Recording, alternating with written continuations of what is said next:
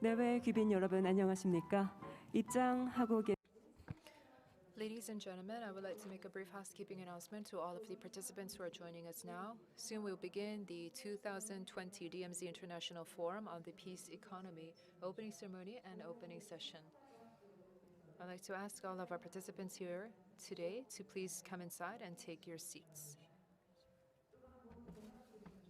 Also, I would like to remind you that we are providing simultaneous interpretation services in Korean and English. If you do require these services, please make use of the receivers that you will find on your seats. And please set them to channel 1 for English and channel 2 for Korean. 원활한 행사의 진행 And also for the purposes of this forum, I'd like to ask you to please switch your phones and all devices to silent mode, or please turn them off. Thank you. Your Excellencies, distinguished guests, ladies and gentlemen, may I have your attention, please? The opening ceremony of the 2020 DMZ International Forum on the Peace Economy will commence in a few minutes, starting at 9 a.m. on the dot. So please make your way to the conference hall and take your seats.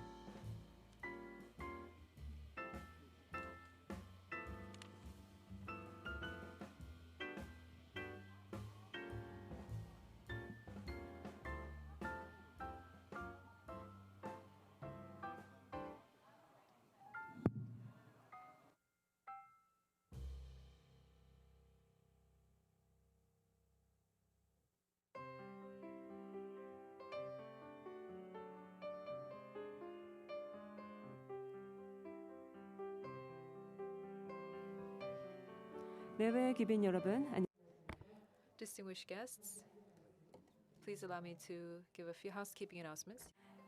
곧 2020 DMZ 평화경제 국제포럼의 개막식 및 개막 세션이 시작될 예정입니다.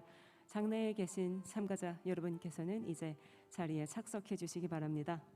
또 본 개막식에서는 한영 동시 통역이 제공됩니다. 네, 리시버를 사용해 주시고요. 이제 자리에 앉아 주시기 바랍니다. The 2020 DMZ International Forum on the Peace Economy will commence in a few minutes. So please take your seats. And we are providing simultaneous interpretation service. So please use the receiver and select channel number 1 for English and number 2 for Korean.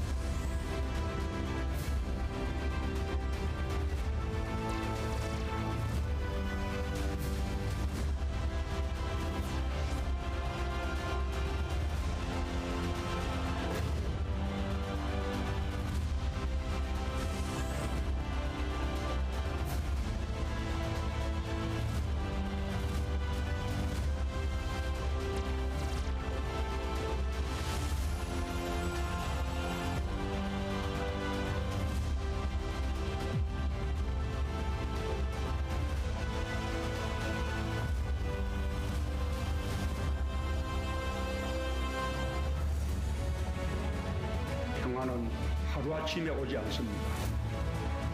우리의 운명을 우리 스스로 개척해야 합니다. 장벽이 있더라도 대화로 지혜를 모아 함께 뛰어넘길 바랍니다. 평화가 경제이고 일자리이며 우리의 생명입니다.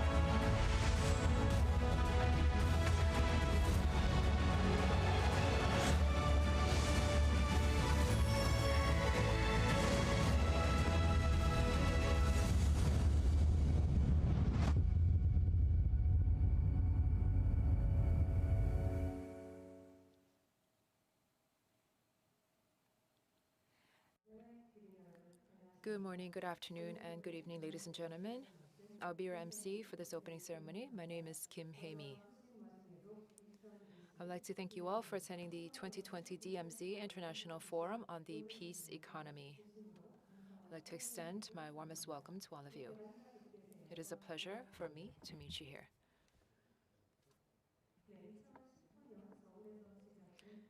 The DMZ International Forum on the Peace Economy, which began in Seoul in 2019, is being held in Incheon this year, a city that is growing together with the world. We are holding this forum while keeping strict social distancing guidelines to prevent the spread of COVID-19. And we have only gathered our organizers here, along with a few distinguished guests who have come to offer their congratulations.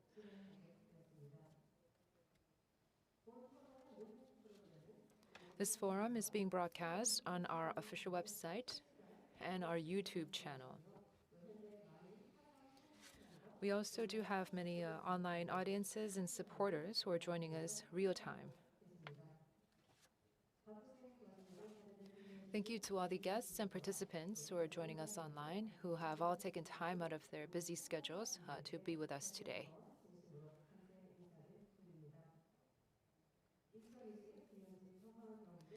This forum, the DMZ International Forum on the Peace Economy, is co-hosted by the National Research Council for Economics, Humanities, and Social Sciences and the Korea Institute for International Economic Policy, with the support of the Incheon Institute, the National Unification Advisory Council, and the Incheon Metropolitan Government. We'll be discussing the role of the international community and Korea, as well as cooperative measures in bringing about sustainable prosperity on the Korean Peninsula. We will also be establishing long-standing and substantial networks with global international institutions so that we can share the future vision of the Korean Peninsula. With that, we'll now begin the opening ceremony for the 2020 DMZ International Forum on the Peace Economy. First of all, we would like to hear the opening remarks of Chairperson Sung Kyung-yu of the NRC. Please give Chairperson Sung a big round of applause.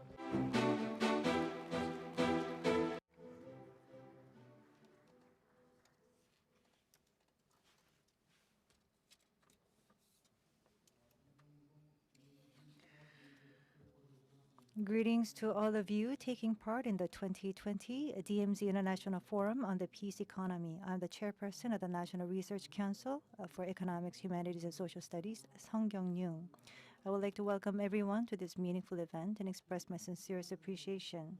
In particular, I would like to give my gratitude to Prime Minister Chung Se-kyun for his congratulatory message, and Executive Vice Chairman Chung Se-hyun of the National Unification Advisory Council and Minister Unification, Lee In-young, for honoring this event with your presence. And this event is also joined by many honorable ambassadors.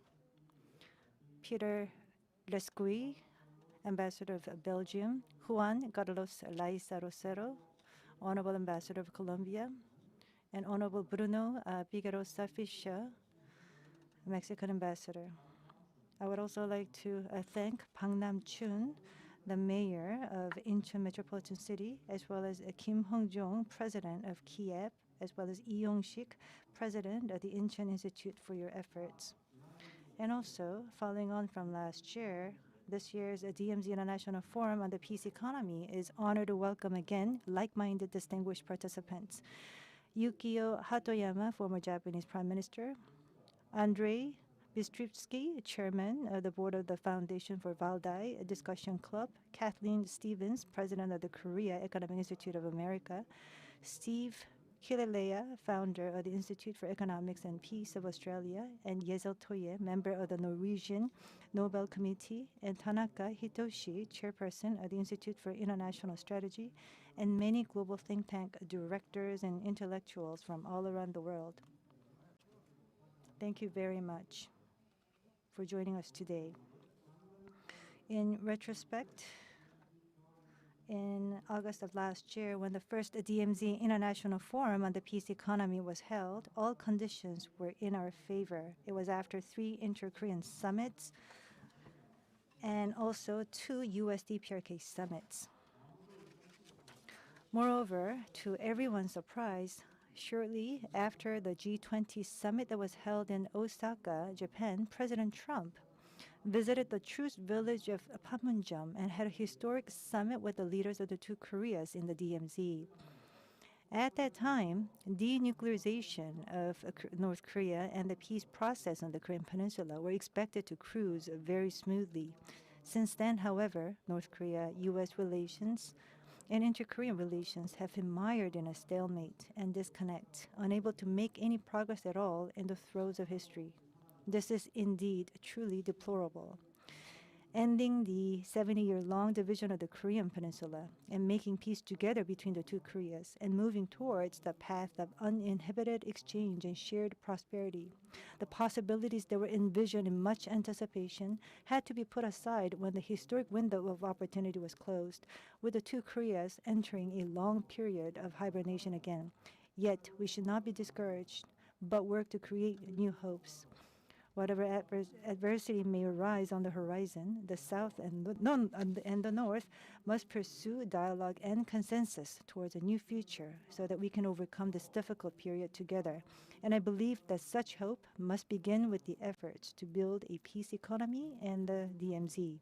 President Moon Jae-in, in his National Liberation Speech on August 15th, said that a genuine independence is where each and everyone's dreams and lives are guaranteed on a peaceful and secure unified Korean peninsula. It is my sincerest wish that this forum will serve as an opportunity to work towards the peace on the Korean peninsula and co-prosperity of the world through the exchange of diverse opinions amongst the experts. Lastly, I would like to express my deepest gratitude to the organizers of this forum for their dedication. I hope that everyone, the organizers and participants alike, will do their best to strictly follow the quarantine procedures so that we can make this international forum a resounding success. Thank you very much. 네, 경제 인문 Yes, that was Hong Kyung-ryung, the chairperson of the National Research Council for Economics, Humanities, and Social Sciences. With his opening remarks, he has officially declared open the DMZ International Forum on the Peace Economy. Thank you very much. We'd now like to move on to the next item on the agenda. We'd like to hear from Lee In-young, the Minister of Unification for the Republic of Korea, who would like to offer his congratulatory remarks by video. We'd now like to listen to Minister Lee now. 여러분 함께 보시죠. 여러분 Distinguished guests, I'm Lee In-young, the Minister of Unification for the Republic of Korea. I'd like to express my warmest welcome to everyone participating in the 2020 DMZ International Forum on the Peace Economy. I would especially like to thank Sung Kyung-ryung, chairperson of the National Research Council for Economics, Humanities, and Social Sciences, and Kim Hung-jong, president of the Korea Institute for International Economic Policy, and the organizers for hosting this discussion for the new future of Korean Peninsula. I also like to thank Chung Se-yeon, Executive Vice Chairperson of the National Unification Advisory Council, Hatoyama Yukio, former Prime Minister of Japan, and other leaders and thinkers who will be giving presentations and lectures today. I find it truly meaningful that today's international forum is being held in the border city of Incheon, a center for air travel, ports, and logistics. Incheon will become a hub for peace connecting the Korean Peninsula with the world.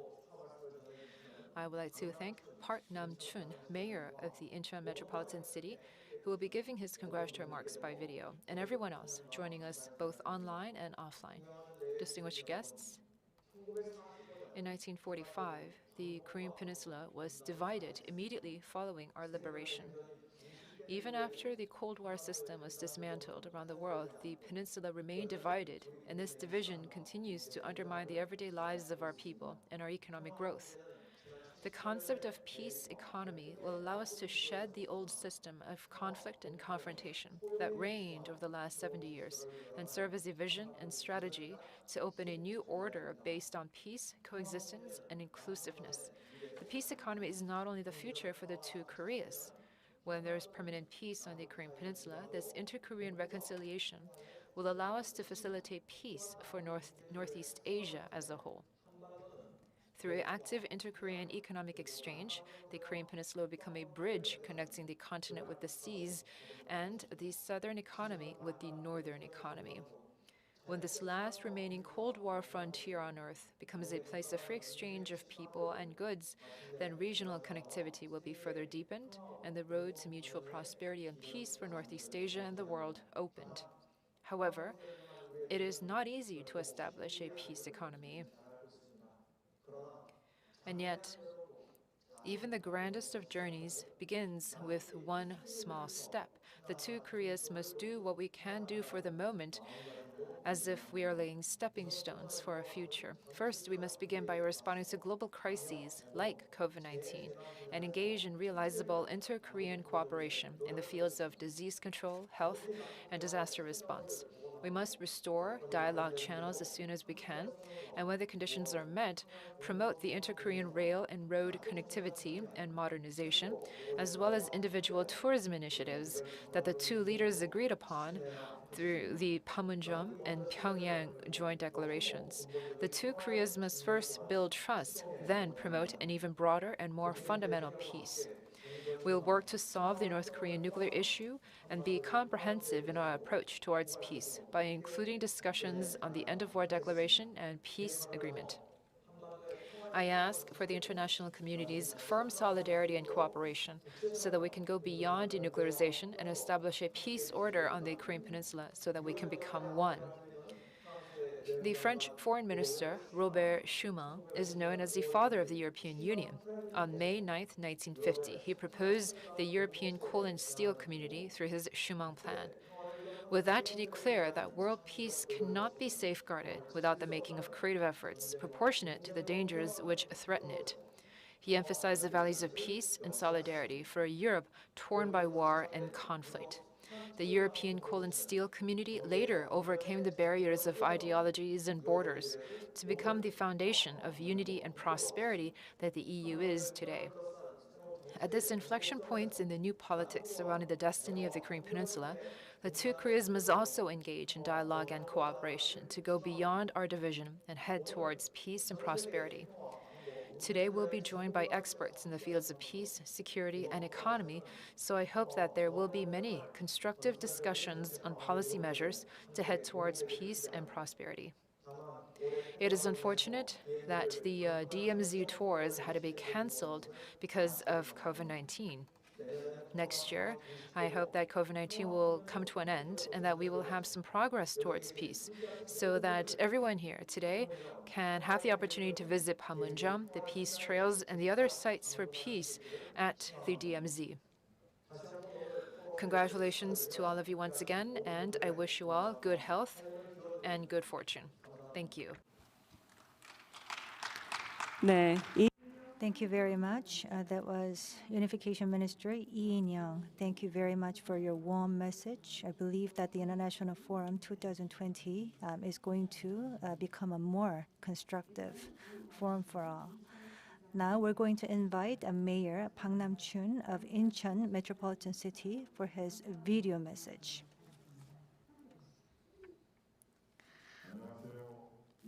Good afternoon. I am Park Nam-chun, the mayor of Incheon Metropolitan City. I would like to offer my sincerest congratulations to the DMZ International Forum on the Peace Economy for Sustainable Peace and Development on the Korean Peninsula. At a forum held in Seoul last year, I shared my wish that I would hope to see you all again in Incheon. And to keep the promise from the other end, despite various difficulties, you visited Incheon again. And I sincerely appreciate and welcome the leaders and experts from all around the world. And it would be remiss of me not to meet and greet you in person, but due to COVID-19, I have to send my greetings in a video message, which leaves me with so much regrets. To bring the day when the whole world can freely travel and meet again, I sincerely wish with 3 million citizens of Incheon. The residents of Ganghwa, Incheon, and the 5 West Sea Islands face North Korea along the river and sea, and as such, when tensions escalate between the two Koreas, they would feel the direct impact of that threat in their very lives. And that is why the peace on the Korean Peninsula should be achieved and preserved without fail, as it is the reality of Incheon. And this is why Incheon is working to make sure that the Korean Peninsula goes beyond tension and conflict towards the path of reconciliation, peace, and prosperity. And we're doing the best we can to play a leading role in that effort. As the theme of this forum, Overcoming the Barriers to Peace and Prosperity, suggests for Incheon to break down the barriers on the Korean Peninsula and leads us towards peace and prosperity, and to become a central city of the peace economy in Northeast Asia, I ask you to pull your wisdom together. We originally planned to arrange peace tours to the Korean War Veterans Memorial Park and the Ganghwa Peace Observatory, but had to cancel due to COVID-19. These are the places where one can think about the division of the Korean Peninsula, war and peace. Incheon City History Hall and Incheon Free Economic Zone are also where the past and present of Incheon growing into an international city can be seen, together with its future prospects. And it is very regrettable that I can only show you those places through a video, but I do suggest that you visit those places if you ever get a chance to do so in the future. And as mentioned before, the whole world is undergoing great difficulties due to the COVID-19 pandemic. Incheon is rapidly emerging as a mecca of bioindustry. And in that very city, the biotech company Celltrion announced that through fast-track approval procedure for emergency use, the COVID-19 antibody therapeutics will be made commercially available early next year. In addition to this, Celltrion shared its view that it is only the right thing for a company to cooperate with the government, saying that if it serves the national interest, the company will fully cooperate with the government in providing treatments to North Korea. In response to the pandemic, the entire humanity must come together as one. It is no different for the Korean Peninsula. If a private company based in Incheon can help support North Korea, it will go a long way towards bringing a breakthrough in the inter-Korean relations that has been stalled for quite some time. And Incheon will be there every step of the way. And I also ask every one of you for your keen interest and unwavering support for the peace on the Korean Peninsula. We look forward to your active efforts in that regard. And also, do remember us, Incheon, that is exerting great effort to take its destined path. I thank all of you for visiting Incheon to attend the DMZ International Forum on the Peace Economy 2020, and I wish you all good health and happiness. When I see you next time, I hope that the world will have completely ended the COVID-19 pandemic and brought peace on the Korean Peninsula one step closer to us. Let us meet again with a smile on your face. Thank you very much. 네, 앞서 말씀드린 바와 같이 Yes, as has been mentioned, the DMZ International Forum on the Peace Economy is being held here in the city of Incheon, a city that is growing together with the world. We've heard by video message the significance of the hosting here at Incheon by Park Nam-chun, the mayor of the city of Incheon. We'll now move on to the remaining items on the agenda.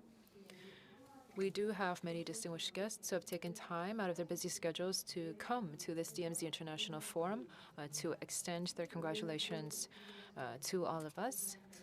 We have the ambassadors to the Republic of Korea with us today. When I call out their names, I'd like to ask you all to invite them with a big round of applause. are gracing the occasion with their presence today.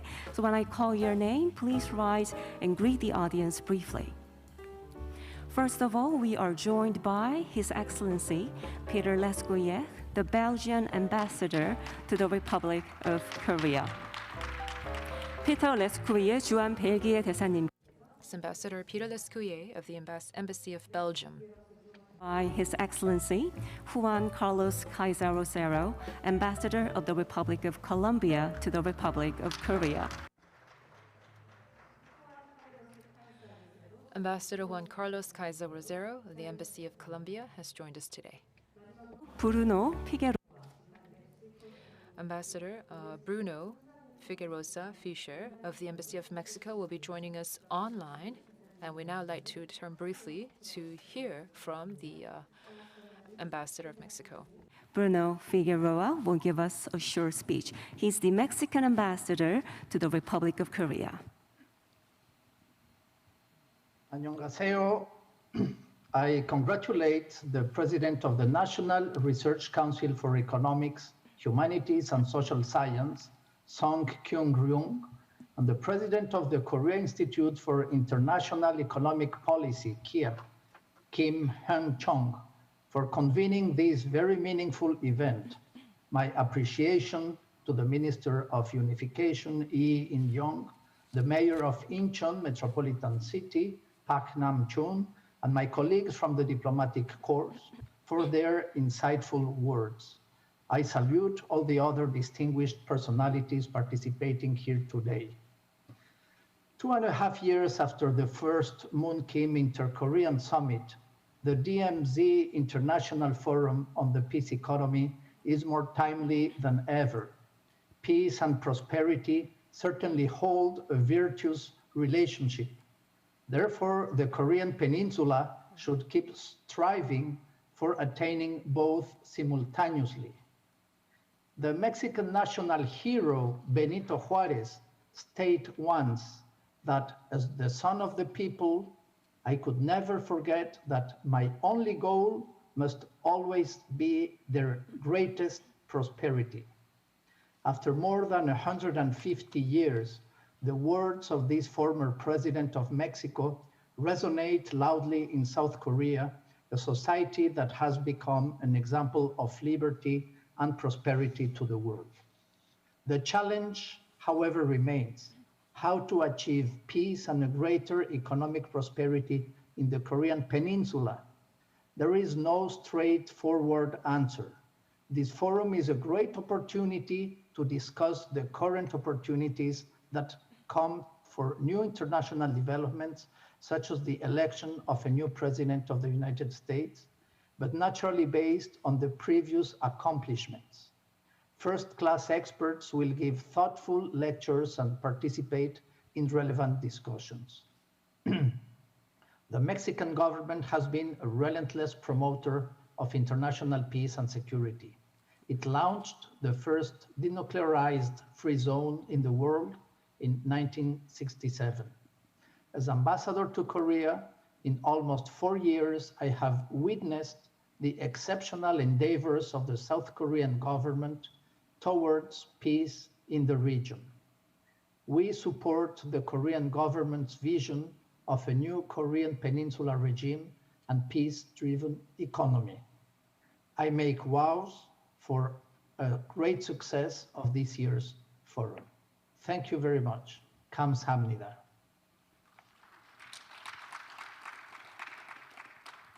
네, 브루노 피게. Thank you very much.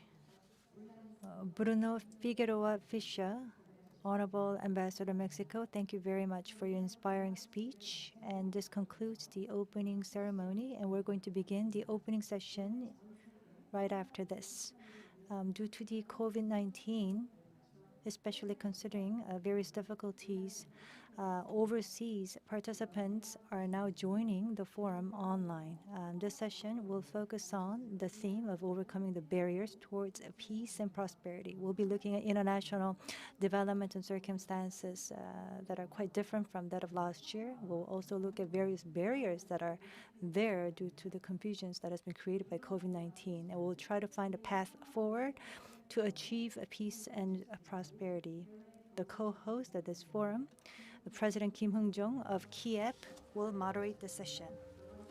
Please welcome President Kim Hyung-jong to the podium with a big round of applause.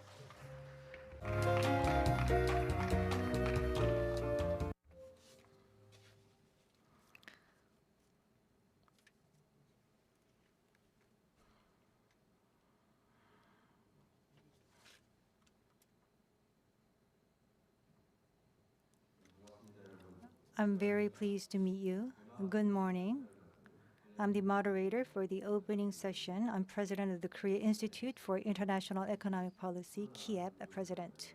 Before we begin the session, I would like to take this moment to thank everyone for joining us today despite the various difficulties posed by COVID-19 and also your very busy schedules at the end of the year. I'd like to thank our distinguished participants as well as people that are joining in from online as well as offline. And KIEP is holding the second DMZ International Forum on the Peace Economy following on from last year. And President Moon Jae-in said in his 100th anniversary speech for March 1st Independence Movement that people will be the owner of DMZ. And also at the UN General Assembly keynote speech, he said that he will work to turn DMZ into the international peace zone. So the symbol of division, DMZ, is to be turned into the space for peace. And towards that, there is a consensus growing in the Korean society as well. So KIEP has decided to invite distinguished participants from home and abroad to increase understanding about the current government's new Korean Peninsula regime as well as peace economy policies, and also to facilitate the consensus on this, and decided to hold the International Forum for the first time last year. And we also had various events such as Panmunjom tour and various forum sessions in the DMZ. And we've received very favorable responses from participants from home and abroad. And in Incheon, Songdo, we're holding the second international forum. And of course, the path towards peace comes with a lot of difficulties. And so did this international forum as well. There were various difficulties to be overcome. And as the COVID-19 pandemic became very serious, we had to cancel the Ganghwa-do Peace DMZ tour that we had put a lot of thoughts into. As a first day side event, we had to cancel it at the very last minute. And many speakers from abroad, due to the restrictions and lockdown, couldn't come to Korea, and they're joining us online. And since the Hanoi summit last year fell through, the USD-PRK relations that seemed to have been sailing smoothly is now being stalled without much progress observed. However, we cannot stop the path towards peace. Despite such difficulties, and even against such hardships, KIEP has come to host the second DMZ International Forum on the Peace Economy in order to continue our path towards peace. Under the slogan of overcoming the barriers towards peace and prosperity, we will work to establish practical and sustainable network with various global think tanks and organizations working in peace economy, and to focus on creating cooperation. We hope that this forum will go a long way towards building the support and consensus for peace establishment and prosperity on the Korean Peninsula, and we'll begin the opening session. Now, as a first speaker for the opening session, we're going to invite to the stage the former Prime Minister, the 93rd Prime Minister of Japan, Hatoyama Yukio, who is also the president of the East Asia Community Research Center. 鳩山幸男でございます。 I am Hatoyama Yukio. I would like to extend my warmest congratulations to you on the opening of the DMZ International Forum on the Peace Economy this year. I remember having visited Korea last summer to visit the DMZ Forum, but because of COVID-19, I was not able to visit you in person, and I'm joining you online. I would like to still thank the NRC and KIEP for working tirelessly to organize this important forum. Despite the challenges posed by COVID-19, I would like to extend my warmest regards. As you know, in November, there were U.S. presidential elections, and this led to the elections of Joe Biden and Kamala Harris. They have declared the presidential elections a victory. However, Donald Trump has yet not declared that the outcome is final, and this is currently true right now as I am taping this today. The last 4 years were quite turbulent under the Trump administration. the U.S. policies towards North Korea have completely been turned around by President Trump, and he has continued to pressure North Korea. The missile distance has been extended, and nuclear tests have been conducted by North Korea, and there was a lot of tension leading up to the U.S. DPRK summit, which was followed by the Inter-Korean summit by President Moon and Chairman Kim. This led to an easing of tensions that had escalated. However, right now the situation is at a stalemate, as we know. When we look back over what has happened, President Trump has repeated the same things that the U.S. administrations in the past have done, the same things that he has so criticized. President Trump seemed to have tried to have a personal interest in Chairman Kim, which might have been regarded as favorable by some. And there were some hopes for a big deal that was quite unexpected by many. To be honest, for President-elect Biden, North Korea would not be at the top of his list of priorities. An incoming Biden administration would have to place COVID-19 response at the topmost of his priorities. In diplomacy, the climate crisis, China, Russia will be at the top of the agenda.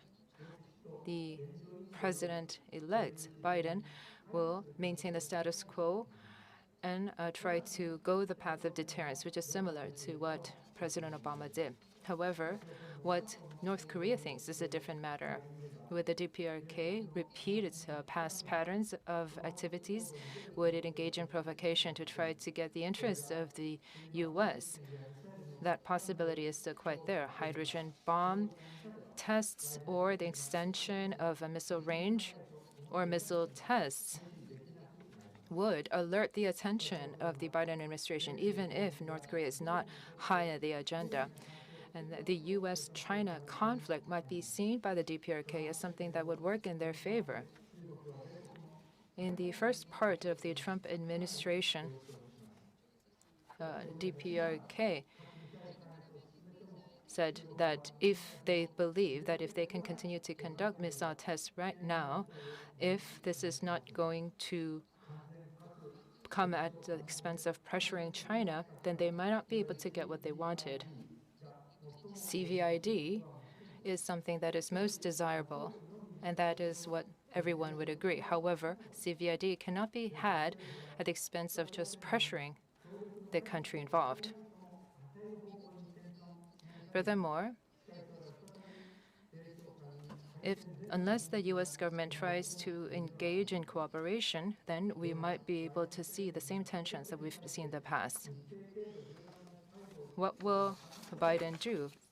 We might be able to think that Biden might be a little bit more flexible towards the DPRK. However, this is not optimistic given the state of the U.S. Congress. Now, if we were to look at Japan, Abe's North Korea policy also led to an escalation of tensions. And after the U.S. DPRK summit, there were still high emphasis placed on sanctions by the Japanese administration. However, in their defense white paper this year, the Japan administration said that they lie within the missile range. Currently, some of the conservative faction in Japan said that their defense capabilities would not be enough to defend Japan completely. This means that for Japan, the most important priority is to not have outright war between U.S. and DPRK. I would like to ask Suga administration to be more flexible in their response to the DPRK. The abductee issue would also be something that should be pursued within the framework of relations normalizations and normalization of ties. If Suga also remains in the roots of an emotional diplomacy, then it would just follow the same mistakes made by the U.S. administrations prior. Next, I'd like to talk about Korea-Japan relations. For the last several years, Korea-Japan relations have actually been worsened more so than the U.S.-China relations. Now we have come to a point of no return. We have to have a high sense of crisis. The Korea-Japan relations have worsened due to many different reasons, but the recent Supreme Court decision on forced labor has made things very difficult for the two countries. There are some voices who are calling for the U.S. administration, led by Biden, to play a role in this. However, even if the U.S. intervenes or not, this issue of forced labor dispute between Korea and Japan is really going to be resolved by whether there is a strategic commitment by the two sides. For wartime reparations, for Japan, they believe that the reparations have already been paid to the Republic of Korea. However, Japan must do away with this kind of mindset to engage properly with the ROK. And the ROK should also try to work closer in collaboration with Japan. Perhaps we can go the way of an arbitration committee or a mediation committee for the forced labor dispute. I believe that Japan is completely culpable for the past mistakes. And the Supreme Court ruling could be an impetus for new negotiations between Korea and Japan, which will not be easy for the Korean administration, and this I know. However, I would hope that President Moon can take a far-reaching, forward-thinking approach to try to make judicial judgments. With the U.S. and China tension escalating, the choice of not having to take one side, the choice to remain neutral, is the choice that Japan and Korea should consider for the sake of their national interests. This is a very narrow road for Japan and Korea. And in this current state of affairs, if the Korea-Japan ties worsen, that will not be good for either of us. This will not be good for unification or for regional politics. This has been my thoughts on the Korean Peninsula after the U.S. administration, U.S. elections, and the situation on the region. Thank you very much for your attention. 네, 하토야마 유키오 전 일본. Thank you very much, former Prime Minister Hatoyama Yukio. He talked about various solutions for resolving the North Korean nuclear issues, as well as improving the relations between Japan and South Korea, and also Japan and North Korea. That was such an insightful presentation. Let's now move to Moscow. We're going to invite the chairman, Andrei Bistritsky, of the Russia's renowned think tank, Valdai Discussion Club. Very much for your invitation. It's a great honor for me to participate in this panel. Thank you very much indeed. Clearly, the pandemic has brought nothing new with it. It only exacerbated and catalyzed processes that were already underway. In every crisis, one should look not only for the bad, but for the good as well. Every crisis destroys something, but at the same time, it creates room for new things. This can be bad, because as they disappear, the old things take with them the people who personify them. However, new generations come. They are unaware of many things, but this is not necessarily bad. The great Russian writer Varlam Shalamov wrote definitive books on life in Stalinist camps. In many ways, Shalamov can be compared to Solzhenitsyn, at least in Russia. In describing his experience in the camps, he said that certain things constitute unnecessary experience in people's life. There are some things that no one should experience. There is a saying, "What does kill us makes us stronger," mentioned Friedrich Nietzsche, German thinker. But this is not absolute truth. Many things can cripple us for sure and forever. The fact that there are trials that exceed our ability to survive is beyond doubt. We are participating in a discussion that focuses on dramatic division of the Korean Peninsula into two parts. And yet our discussion is about to overcome this division. And the timing for our discussion turns out to be important. The pandemic has highlighted a common human weakness. We see how hard it is for humanity to consolidate. But it is not as bad as it could have been. It is easy to think of far more devastating epidemics. On top of this, there are many other dangers. We have yet not properly managed the nuclear weapons challenge. And new, possibly even more destructive weapons are yet to come. Again, everything in the world is ambivalent. Most importantly, we must reverse the universal human drift towards separation and aggression.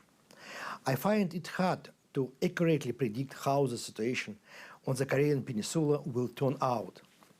It's important not to squander burgeoning opportunities to reach reconciliation.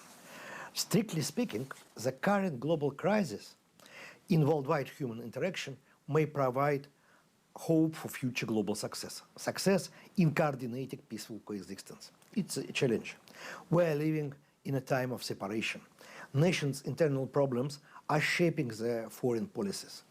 We should look to find unity in the diversity of our societies. I know that the Russian political elite is deeply immersed in reflection of how to arrange the future world, about how to overcome a universal egoism that underlies the politics of many countries, such as the United States. I think we may be missing the opportunity to radically change our common future. In this regard, I tend to view the division of the Korean Peninsula in a broader global context. I think the international community can and should articulate general rules for resolving conflicts. It's too dangerous to leave this to the discretion of the opposing sides. We have just seen the damaging ramifications of the long-standing conflict between Armenia and Azerbaijan. This is a very old conflict, but it cannot be carved out of the fabric of international relations. It turned out to be even more severe because the world is so tightly interconnected. This means that we need new tools to resolve and understand contemporary conflicts. We underestimated the complexity and entanglement of the modern world. This is one thing. But at the same time, people and countries are not ready for genuine interaction on building a sustainable world of the future. It's scary to think about what could have happened if current pandemic was more dangerous, like, for instance, the plague, or if the Earth was threatened by a collision with dangerous asteroid. A lack of solidarity and the ability to cooperate is the biggest challenge. In closing, one more challenge, which we underestimate, I think, an information and communication challenge. As never before, we are immersed in a ocean of the false and fake information. Even the elite and leading politicians are affected by it. And in our time of universal interconnectedness, we absolutely must overcome the information disconnect. In a sense, I believe that information chaos is what we must overcome first. No action is possible if it's not based on accurate information. Alas, we live in a world of manipulated information, deliberately manipulated. Many media outlets have morphed into political parties. Just look at the United States, where CNN is an appendage of the Democratic Party, and Fox the Republican. I am not even talking about social media, which do not hide their manipulative nature. The current information situation is comparable to the situation following the invention of nuclear weapons. The threat of false information is comparable to the threat coming from the most destructive types of weapons. We need to bring trust and responsibility back to the modern information world. We need to rely on sustainable knowledge. Without it, we cannot make a decision or build a future. Our current discussion should no doubt contribute to common, dependable, and shared knowledge. Ultimately, everything is in the hands of the people, in both salvation and death, even amid the overwhelming forces of nature. It is imperative to concentrate. Thank you very much indeed. Thank you for invitation. Thank you, colleagues. 네, 안드레이 비스트르스키. Thank you very much. That was Andrei Bystrsky, chairman of the Valdai Discussion Club. Next, we'd like to hear from a former U.S. ambassador to the ROK, Kathleen Stevens, who's the president of the and CEO of Korea Economic Institute of America and chair of the Korea Society. We'll meet her live. Good evening, Catherine. Good Hello. evening. 안녕하세요. Yeah. I'm pleased to see you again. Yeah. Thank you very much. Okay, floor is yours, please. President Kim, thank you so much, and greetings to everyone there. It really is a pleasure to join you even remotely, for this year's DMZ International Forum. And I know the theme is overcoming barriers. I congratulate you, President Kim and Chairman Song and the city of Incheon and everyone who's overcome considerable barriers to be able to hold this important conference. And I only regret that I'm not there in person. I'm glad I'm with you live because I've been able to benefit from the speakers have come before. I won't be perhaps as coherent as they are, but I have a couple of ideas I'll try to put out before you. I think in this day and age of this remote communication, we have to cut through some of the diplomatic side trails and try to be very direct. I'll try to do that. But I do want to say, and I will sincerely, it's very meaningful to me to be part of this, especially because you did base this in Incheon, which the mayor spoke well of Incheon's role. You know, it's such an important role as in Korea's modern history, as a gateway to Korea for all of the pressures and opportunities that mark Korea's modern history. I'm going back to the 19th century now, and of course the Korean War.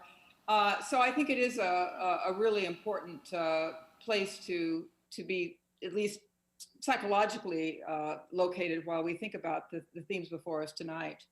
Well, tonight here, it's already morning in Korea. I guess that's the other thing. It's already morning in Korea, so I'll be optimistic it's morning. But I do well remember being in Korea for the first forum that you hosted, President Kim, a year ago, August 2019. It seems like a different age now.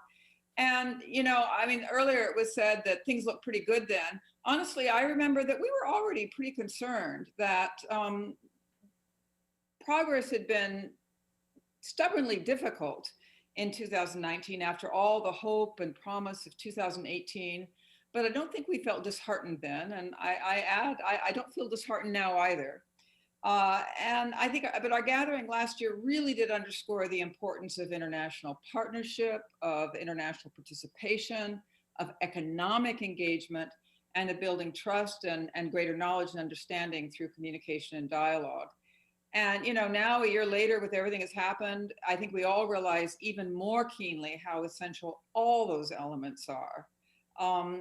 Because in fact, you know, in addition to all those challenging barriers on the Korean Peninsula we've been struggling with for so long, we have all the new ones that the other speakers have already alluded to, and which we feel tonight ourselves. Not only the pandemic, the economic suffering that is brought, but rising nationalism throughout the world, intensified great power competition, our stressed democratic and multilateral institutions, although I think South Korea has done better on many of these scores than my own country, polarized politics.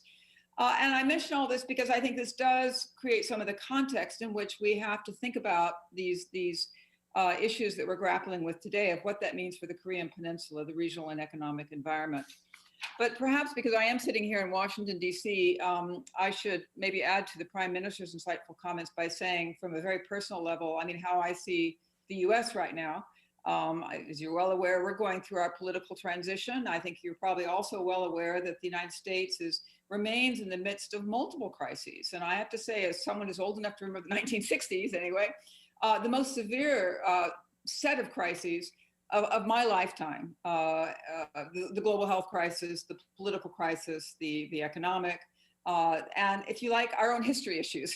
We've been pretty good at talking about history in other places, but we're grappling with those ourselves. And I hope it's given us some humility and eventually I hope some wisdom as we look to play our role in the world, as well as heal our country at home. And I do feel that in this political transition we're in now, and despite the many challenges we're still in, we are affirming, we in the United States, reaffirming the resilience of our democratic institutions and values and appreciating them in a new way, not taking them for granted. And when we look at what President-elect Biden's foreign policy priorities are, and so far they're words, but he's starting to fill out his team, I actually think they bode well for progress on the issues that this conference is looking at that I know are so important to everyone on the Korean Peninsula.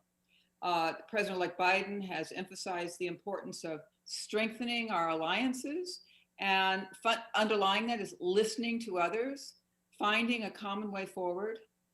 multilateral cooperation, which is something I very much appreciate about this DMZ forum that brings in voices from around the world, and the importance of values, the values that we share. So I think given that President-elect Biden, when he is in the White House, will place the highest priority on working closely with Seoul. He will be interested in hearing those voices, and indeed of other partners, allies and partners, and important stakeholders in the region. And I also maybe disagree a little bit with something that was said before, that I think that there is an awareness by President-elect Biden, these are my impressions, and his team, that there can be no going back to the past. The status quo ante is not an option, as comfortable as that might seem. Too much has changed, and I won't belabor the point, but clearly it's also changed on the Korean Peninsula in both ways that are challenging and encouraging. Clearly, North Korea has continued to advance and consolidate its nuclear and missile capabilities. It faces a lot of challenges itself. I think we'll get to that in more detail later in the conference. And actually in South Korea's own standing in the world has been enhanced by its relative success. There are many challenges in preserving its democratic norms and addressing global and public health issues in a very positive and constructive way. I think all that is going to make a difference. Now, with respect to North Korea, I think the place to start for a Biden administration is with a commitment to an agreement it was not party to, which is the Singapore Declaration of 2018. I don't think it's perfect, but I think that's where you start. And of course, with the important 2018 inter-Korean agreements. And I hope that will be something that Seoul and Washington can discuss early in the new year, because I think the very close consultation with Seoul and the other partners are necessary to find what I would say is a creative and bold approach forward. And that some urgency does need to be attached to the task. At the same time, there needs to be an understanding this will take a little bit of time. But I think that's not impossible, that you can have urgency and patience at the same time. 좀 급하게 하려고 하는데 인내심 있게 생각 in Korean, but I think you need both. So, I can't lay out exactly what that creative, bold approach would look like. And we cannot forget that much will depend on Pyongyang, which faces its own unprecedented challenges and barriers, economic, public health, and many others. And Beijing cannot be left out of this equation as well. So again, the international aspect of this is very important. But I think my final point here is actually earlier this week, and this life I have now, I do a lot of reminiscing. And on November 30th, I was invited to join a large group of people in Europe to mark the 25th anniversary of the first visit by an American president to Northern Ireland, where I happened to be U.S. Consul General at the time. And 25 years later, I was talking to people who weren't born when it happened. They remember it. And it was a great visit, but also what I reminded them of is one of the things that happened then, and it's not necessarily the visit and this went together, but the breakthrough was we were in a peace process where talks were stalemated because there was a refusal to, in this case, to decommission terrorist arms. So it was decommissioning versus peace process. And what happened with that visit was there was an agreement that there was going to be a dual track approach where decommissioning would happen, but at the same time, there'd be a peace process. And after that, talk started, they stopped, they started, they stopped, they started. It took many years, but that was a kind of an inflection point, a turning point where things went forward. So no situation is exactly alike. And in this case, the situations are very, very different. But I think that's what we need to look for, is the kind of moment to try to push things forward. In 2018, I think there were some of those. We don't have to lose that momentum, but we need to find that next moment to get over the next barrier and to try to get a sustainable process, understanding it's going to take time and patience and commitment by many, many parties. And I think that's, and I guess the other thing I said I was going to start at the top of this, I remember at that time when President Clinton visited, and there was great suspicion of his visit, he said the United States would stand with those who take risks for peace. Risks for peace. There is a risk. There's a risk for Pyongyang. There's a lot of risk for Seoul. There's a lot of risk for everybody. But I think if we take this approach, and I think it's especially important when this year, as we end it, is the 70th anniversary of that terrible anniversary of what I learned to say was Yu-Gi-Oh, June 25th, 1950. That was a risk for peace too, if you like, although it was a terrible, terrible war.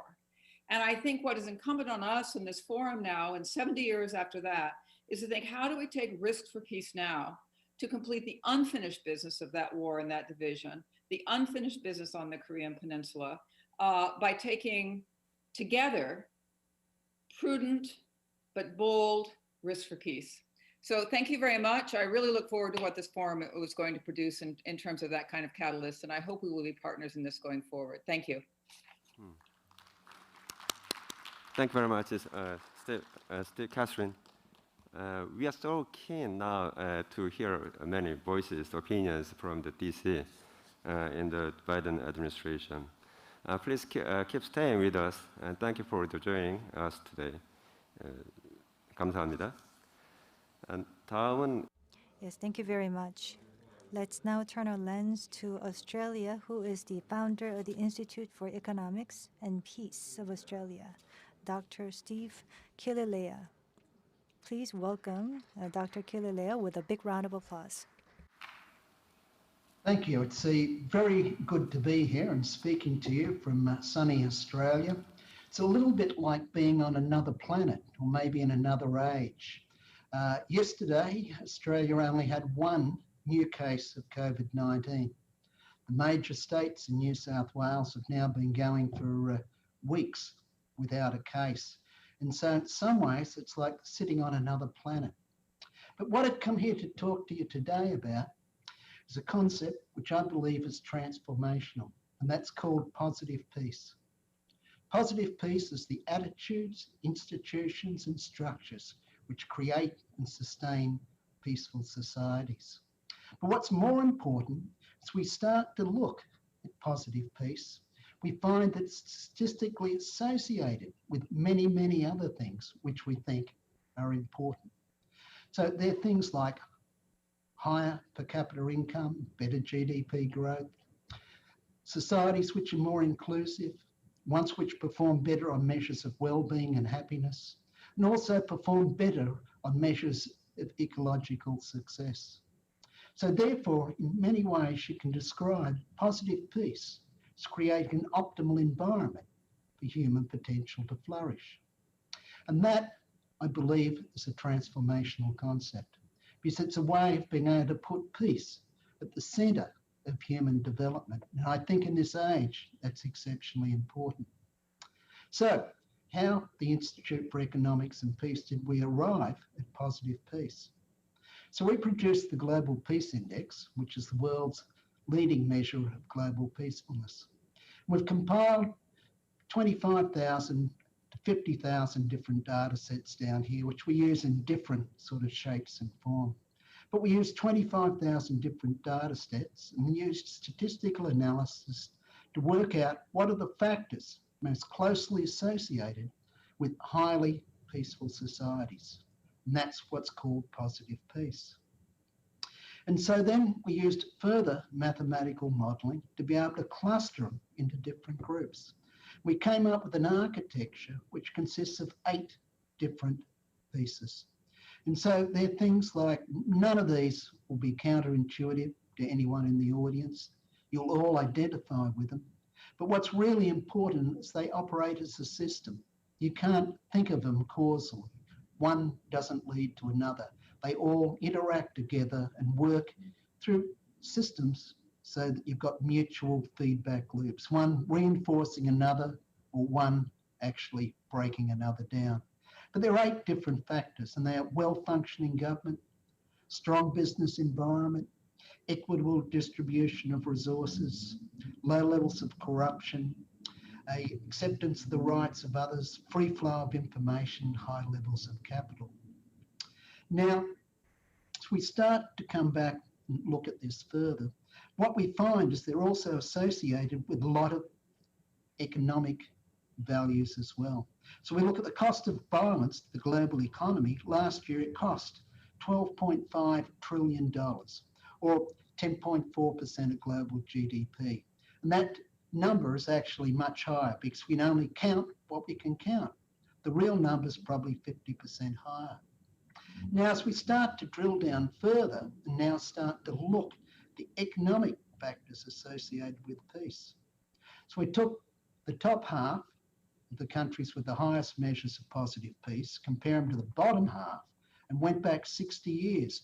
On average, the countries at the top had 2% per annum higher GDP growth rate. Multiply that out over 60 years and you get the difference between a highly wealthy country and one which is not doing so well. South Korea compared to North Korea would be an example. If we look at inflation, what we find is that with inflation in countries which are deteriorating in positive peace, it's 3 times higher than countries which are improving in positive, countries which are deteriorating in positive peace, the inflation rates are 3 times higher. They're also 10 times more volatile. If we look at foreign direct investment, it's twice as high in countries which are high in positive peace compared to countries which are deteriorating in positive peace. If we look at currency appreciation, countries which are improving in positive peace have on average a 1.4% per annum appreciation of the exchange rates. Countries which are deteriorating on average have 0.4% deterioration in their exchange rates. So we can see that peace is particularly related to economic development. So now, I'll just finish in 1 minute, but if we now look, where is positive peace being utilised? So we're working with many, many different areas around the world. We've been working with Mexico, been training over 1,000 police officers, members of the army. We're working with 2 of the state governments down there who are now looking at training all their municipal officers. We've been working in Mindanao in the Philippines, where it's been rolled out there. Philippines government's now looking, or they've decided to adopt it, and probably look at how can they roll it out nationally. We're working for Religions with Peace, which is the largest interfaith organisation in the world working on peace. They'll be rolling it out through their network. Rotary International, it's the largest civil organisation in the world, 1.3 million members. They're rolling it out. It's now included in thousands of university courses around the world. And to date, we've trained 2,500 ambassadors who are now working on trying to help with the implementation of positive peace projects in different parts of the world. So what I'd say to you is positive peace is a transformational concept to reinvigorate all of society from many, many different directions, puts peace at the heart of progress, but more importantly, which this conference is about, it's central to robust economic growth. Thank you for your time. Thank you so much, Mr. Steve Clelea, for joining us. 다음에 소개해드릴 분은 Next, I'd like to introduce another participant who was at the opening ceremony last year at our last year's forum, but today he is joining us far away from Norway. He is Asle Tohe, political scientist and member of the Norwegian Nobel Committee. Well, greetings from Oslo, Norway. It is a joy to see you all again. I would like to thank the organizers of the DMC for bringing us all together, albeit in changed circumstances. I believe that all of us have had quite a few of these kind of meetings in the months that have passed, and well, I think we're getting better at it. We find ourselves in a period of great international instability. In many countries and many regions, we see a tendency towards arms races and political instability based or due to political leaders who are not investing in cooperation, but rather focusing on posturing. The elections in the United States will bring in a new presidential administration. To what has already been said about the Biden administration and with the caveats that were presented when it comes to the difference between words and deeds, I would like to draw attention to the focus that the Biden administration has had on nuclear arms control. We must keep in mind that it must remain the goal of the international community to include North Korea in the current arms control regimes. And I do believe that that might be one of the focuses that the Biden administration will have on the Korean Peninsula. But we will in 2021 see a change of guards amongst the great powers in Japan, in the United States, in Germany, and also perceivably in other countries. The leaders of these countries will be faced with a stark choice: whether we should continue down the path towards competing bilateralisms, or whether an attempt shall be made to reinvigorate the established international system with its institutions and its organizations. A further opportunity, of course, would be to attempt to build new institutions and forge new patterns of cooperation. And on that score, I think the very concept of the peace economy is very interesting. In the opening remarks, the president of the DMC alluded to the European Union. And I do think that the experience of Europe is one of promise when it comes to the region of East Asia. South Korea finds itself in a difficult geopolitical position, divided between not only the two countries of North Korea and South Korea, but also of the spheres of the United States and China, the two most powerful countries on Earth. I think this can also be a blessing. South Korea has developed into a paean of economic development, prosperity, and democracy. As a well-functioning country, it is well placed to take a role that Korea traditionally, or in the century that has passed, has not been able to play, a position of strength. So one might ask, what should South Korea use this position to? Alfred Nobel, when he wrote his last will and testament back in 1896, decided that the Nobel Peace Prize should be awarded to the person or persons that had done the most to foster fraternity amongst nations, to work for the disarmament and disbandment of permanent armies, and also to work towards the peace amongst nations.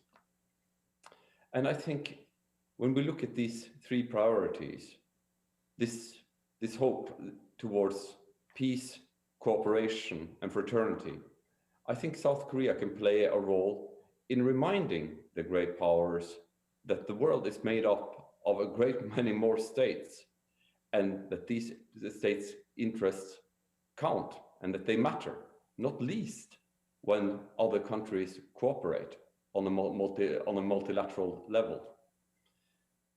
This year, the Nobel Peace Prize was awarded to the World Food Programme, and I would like to take a couple of minutes to point out the work that this organization has done with little fanfare.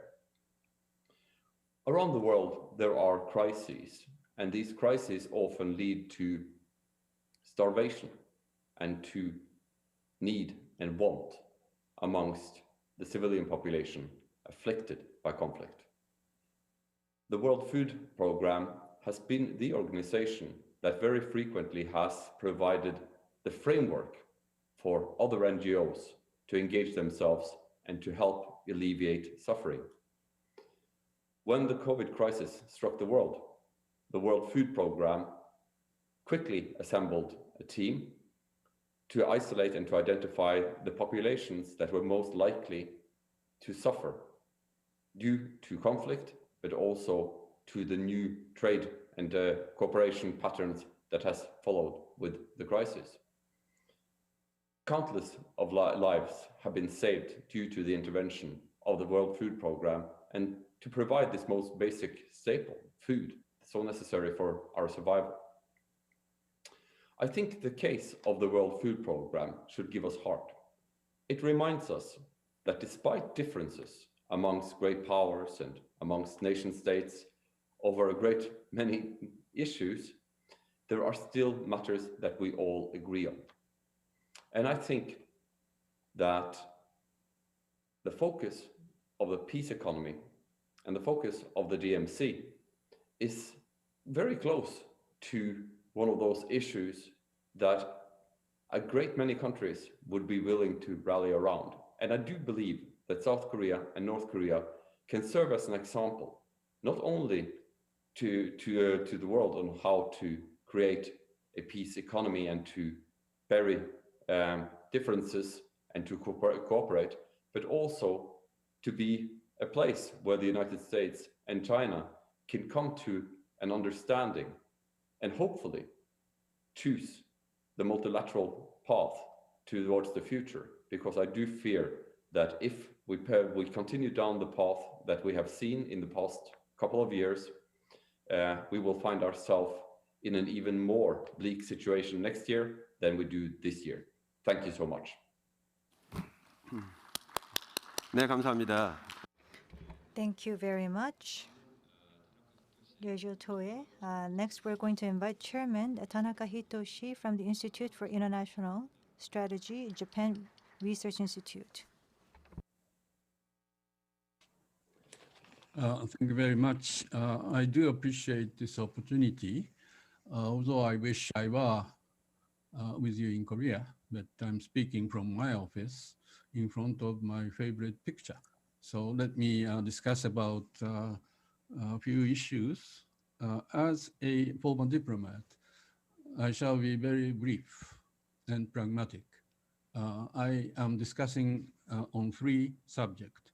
First, areas of future uncertainty in East Asia. Two, how to approach to the North Korean issue. And three, how to proceed.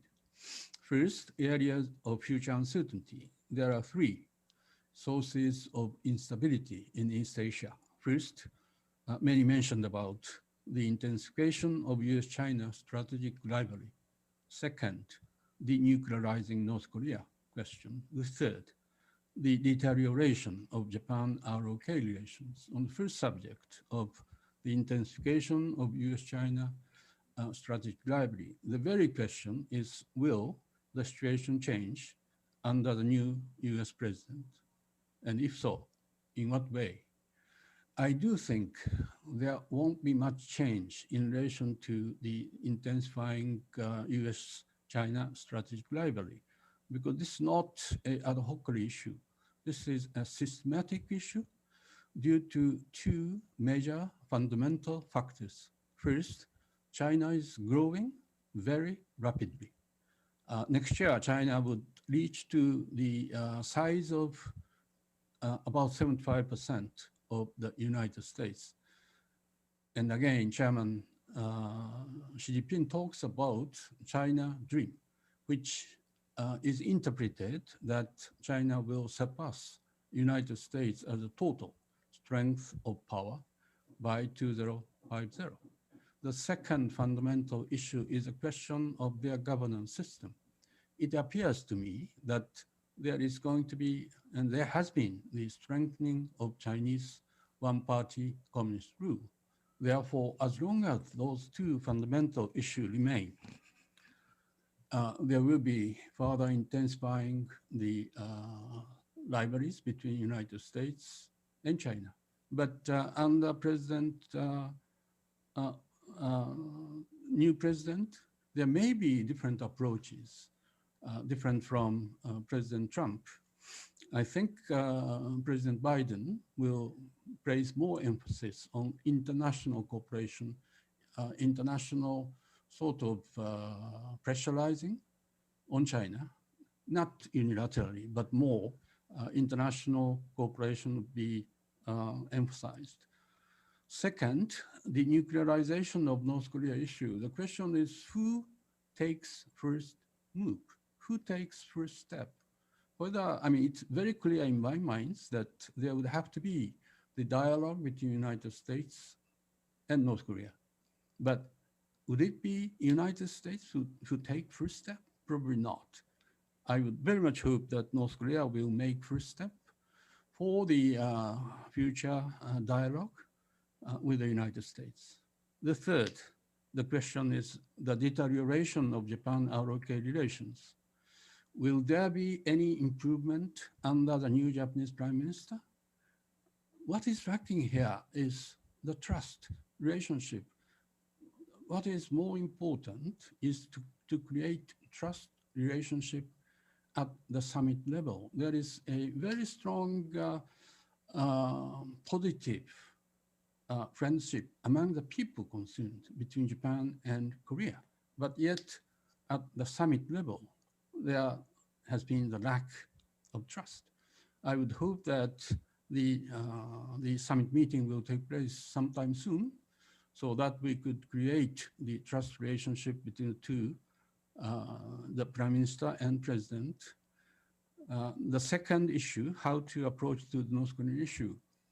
I am absolutely clear that the North Korean issue, the resolution of North Korean issue would have a very positive impact on the US, China rivalry, and also Japan, South Korea deterioration of the relationship. Why? Because the denuclearization of North Korea is a common security interest all the nations concerned do have. And again, remember the time of Cold War. There was the kind of structured relationship called Golden Triangle. China, who had the confrontational relationship with Soviet Union, they did have a better relationship with the United States and with Japan as well, because of the fact that they had a confrontational relationship with the Soviet Union.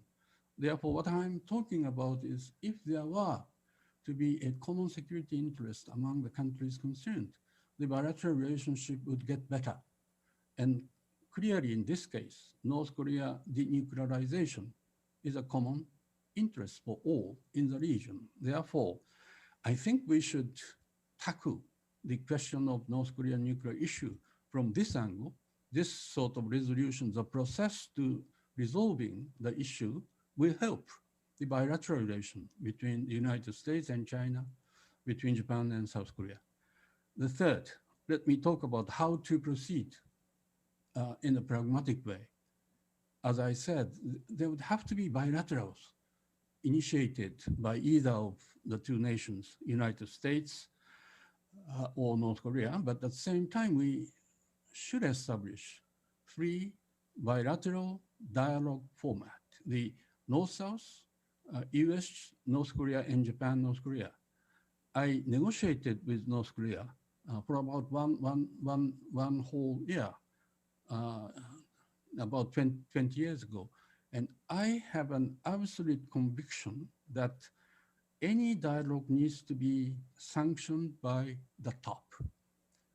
There would have to be a very strong endorsement by the leaders in order for us to be able to create some positive result out of the bilateral negotiations. And again, when I was negotiating with North Korea, I tried to input on them that the world is moving this way, unlike what you perceive.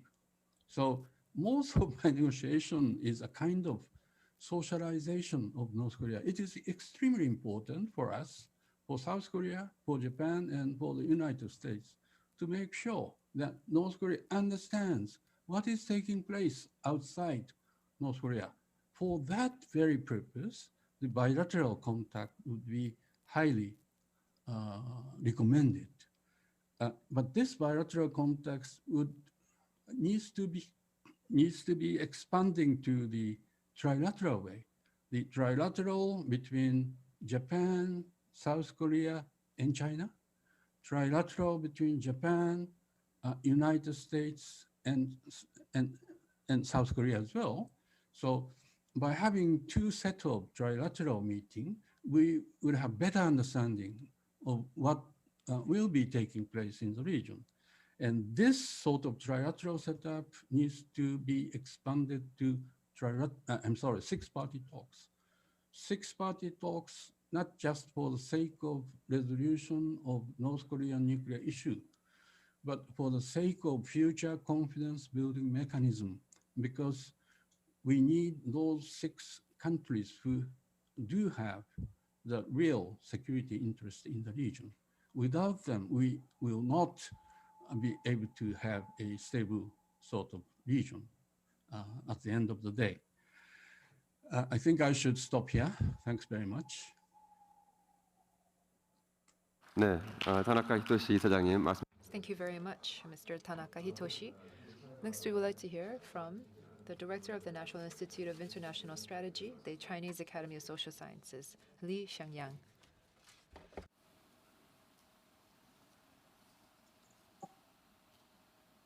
Hello, ladies and gentlemen. Good morning.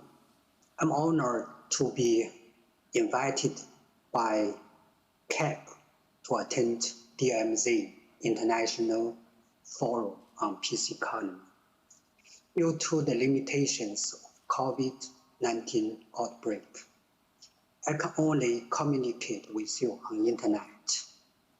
The title of my speech is The Reshaping of GVC in Asia in the post-COVID-19 and China's response.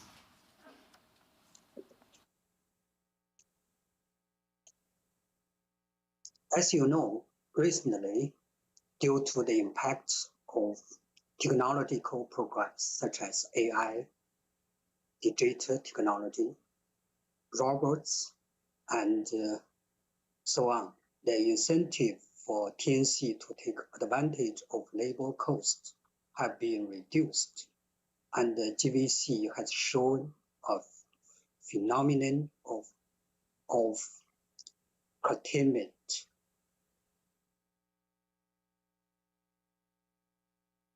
In this slide, the average length of supply chains for export is used as a measure of value chain curtailing.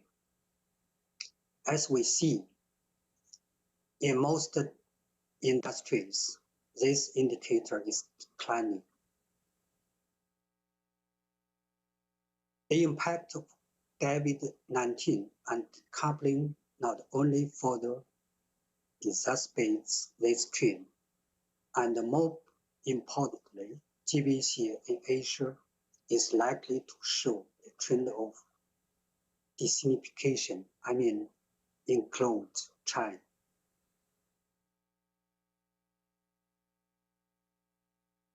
At corporate level, the COVID-19 has disrupted supply chain in many industries.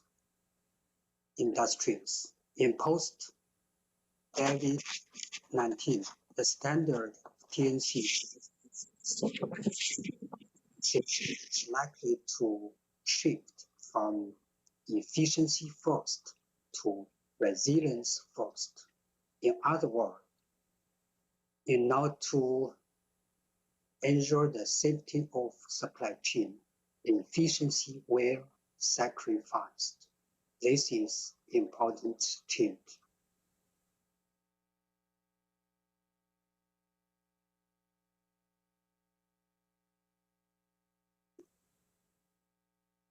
At national level, the COVID-19 has further strengthened national needs, and different type of countries has begun to attention to economic security issues, among which the security of supply chain and value chain is most concerned, where the reshaping of GVC is curtailing. It will also be manifested as localization. That is, GVC is getting closer and closer to final consumer market.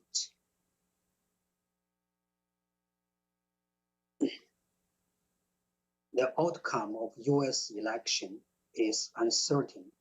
It is foreseeable that even if Joe Biden is elected, the designification strategy in the high technology sector will not change. Therefore, in the post-COVID-19, GVC Asia is likely to have two parallel regional value chains. One is for United States as final consumer market, and another is for China as final consumer market.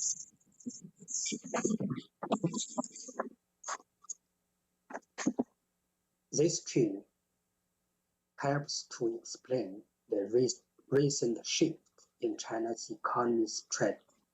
China's leader recently proposed China will accelerate the establishment of dual circulation development pattern in which domestic economic circle plays a leading role, where international economic circle remains its extension and supplement. Under the new development pattern, expanding domestic consumption is highest priority goal. The expanding domestic consumer market will attract foreign investors to build regional value chain around the Chinese market and mitigate the impact of designification. Of course, the new development pattern proposed by China is also a requirement for sustainable development of Chinese economy. It should be pointed out that the double circle centering on expanding domestic consumption demand doesn't mean that China takes the path of import substitution, but the path of sustainable development of demand and the conditions of opening up. Thank you for your attention. That's all.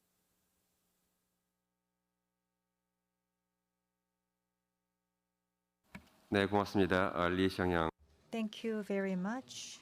That was Li Xiangyang. Let's now turn to India, Director TCA Raghavan from the Indian Council of World Affairs.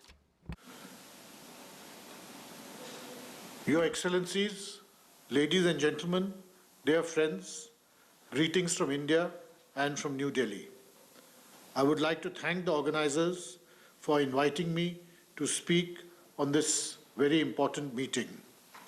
The Indian Council of World Affairs has only recently concluded a formal MOU with the Korea Institute of International Economic Policy, one of the organizers of this very important international forum. In 2020, we observe the 70th anniversary of the Korean War.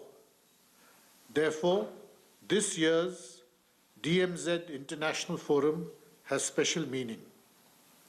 As anniversaries are moments of reflection, the forum is an excellent opportunity to take stock of the developments in the Korean Peninsula. Ladies and gentlemen, the Korean War and the peace process occupies an important place in India's diplomatic history. This was amongst the early major international issues that independent India played an important and significant role. Following the outbreak of the Korean War, Indian efforts were to break the deadlock between the two sides at the UN to find a mediated solution through proactive diplomacy. India sent a medical mission to support humanitarian efforts. India chaired the Neutral Nations Repatriation Commission and offered the services of the custodian force to oversee the repatriation process. Dear colleagues, of course, much has changed since then. So too has the nature of the problem in the Korean Peninsula. However, the shadow of the Korean War still looms large.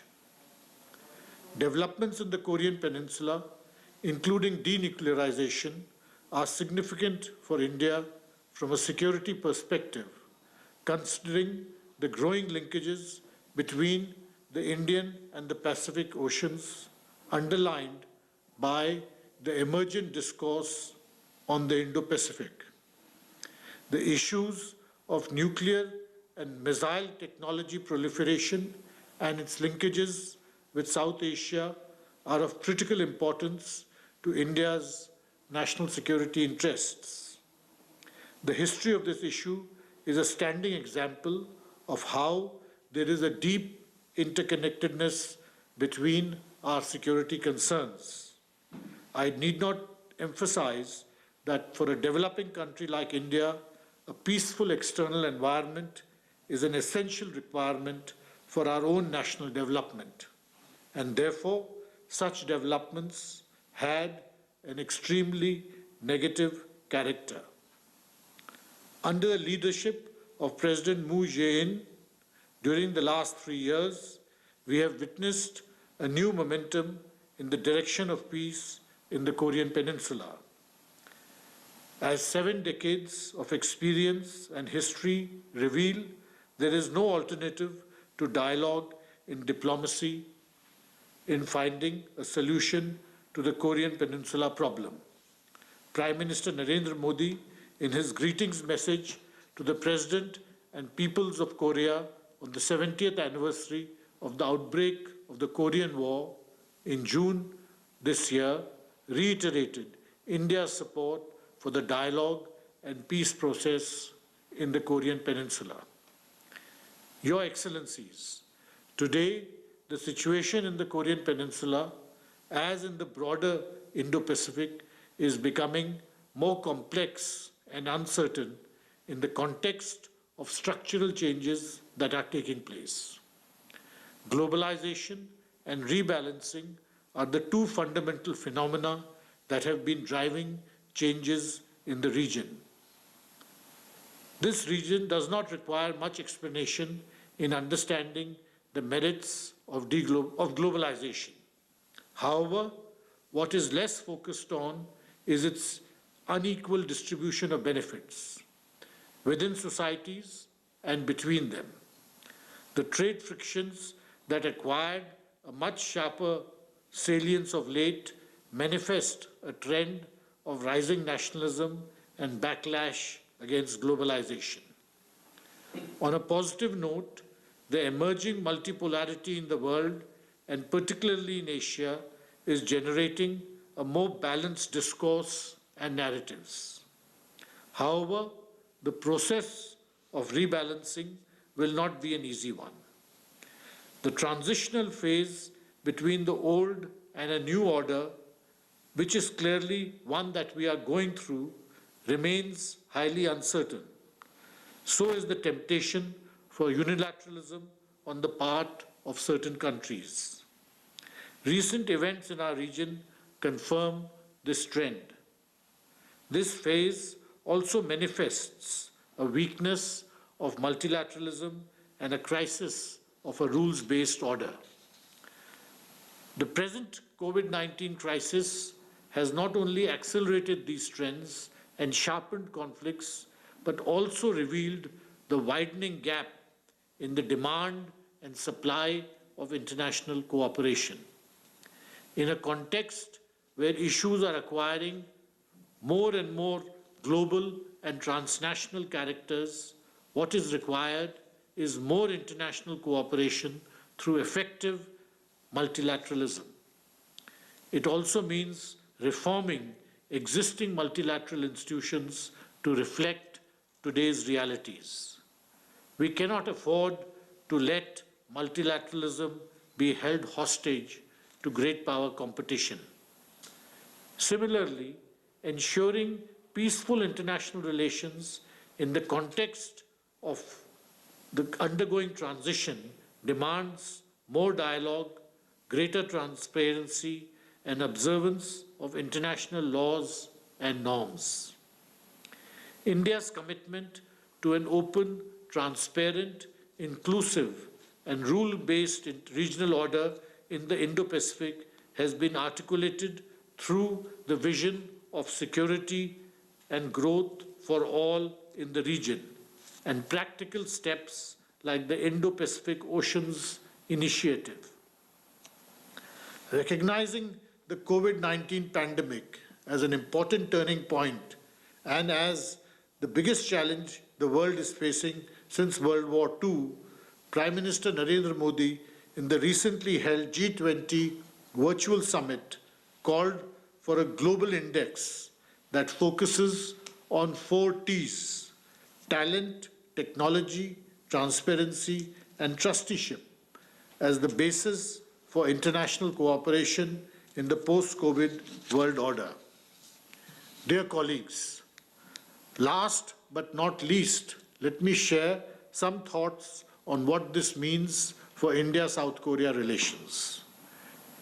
Our relations have gone from strength to strength in the past 2 decades.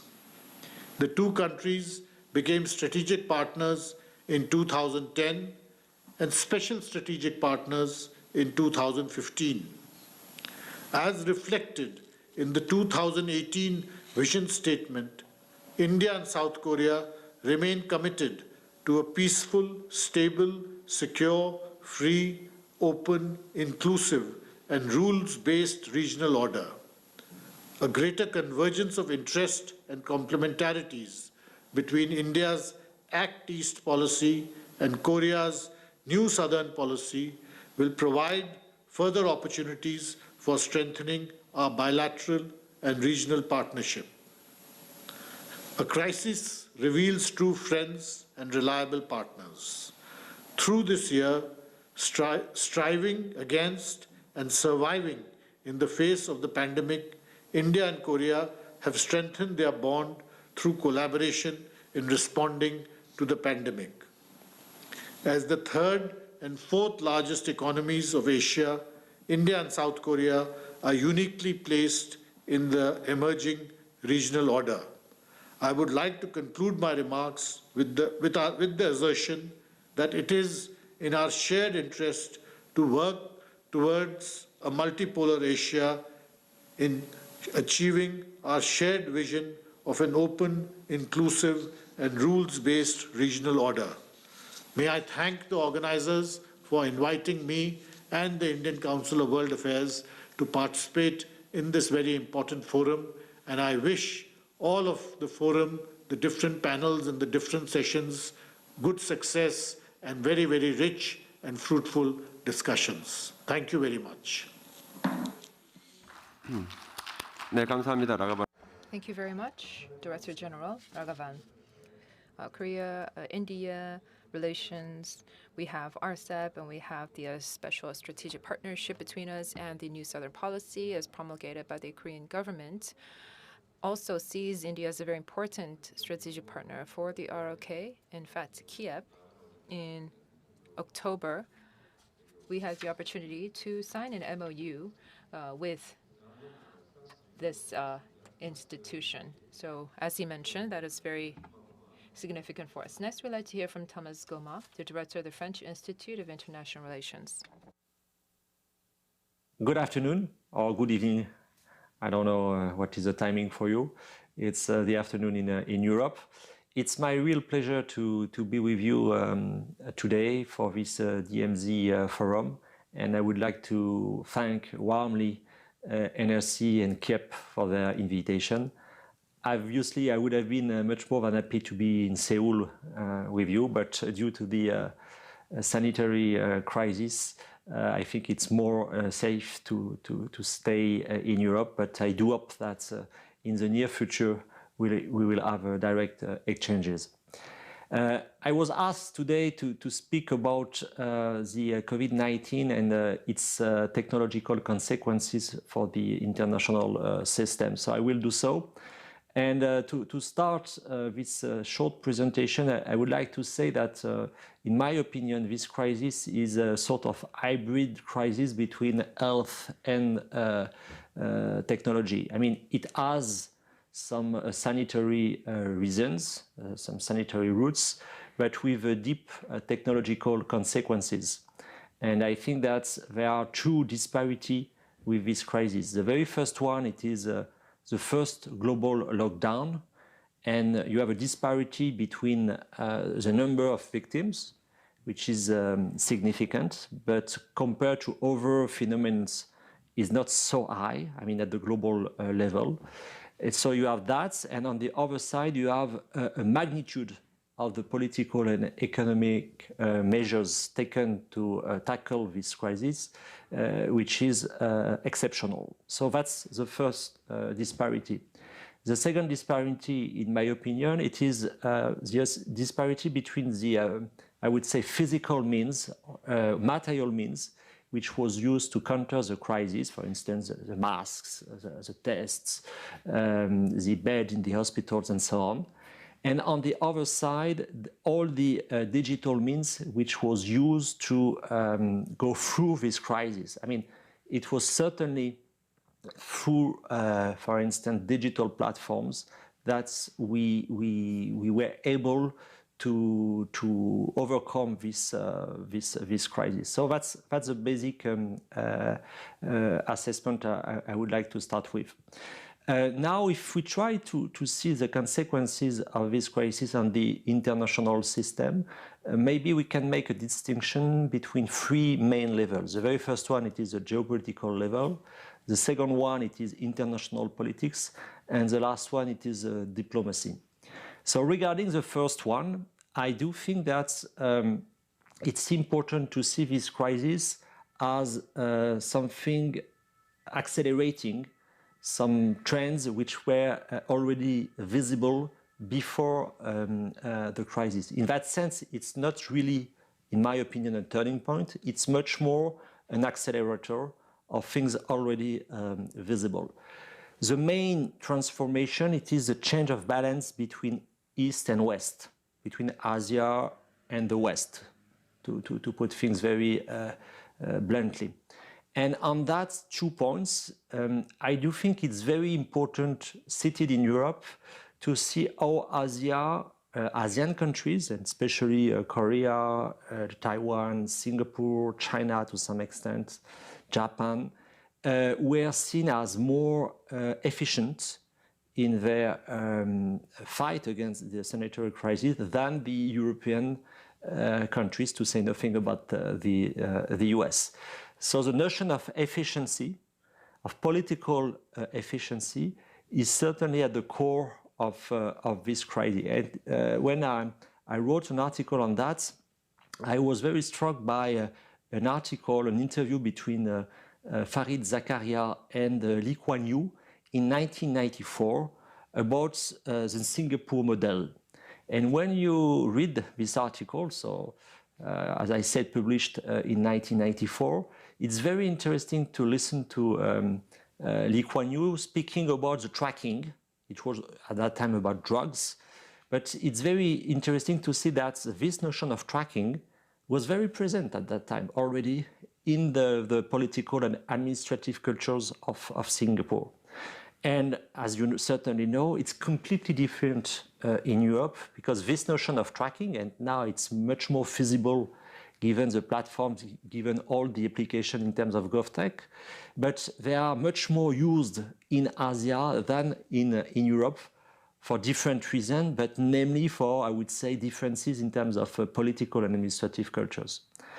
The second point, it is to say that we often speak about, a sort of dissemination of Western values, which are supposed to be universal, from the West to the other part of the world. With that, with this crisis, I think there is a sort of inversion. We spoke a lot about ASEAN values coming to the West because of their supposedly efficiency to some extent.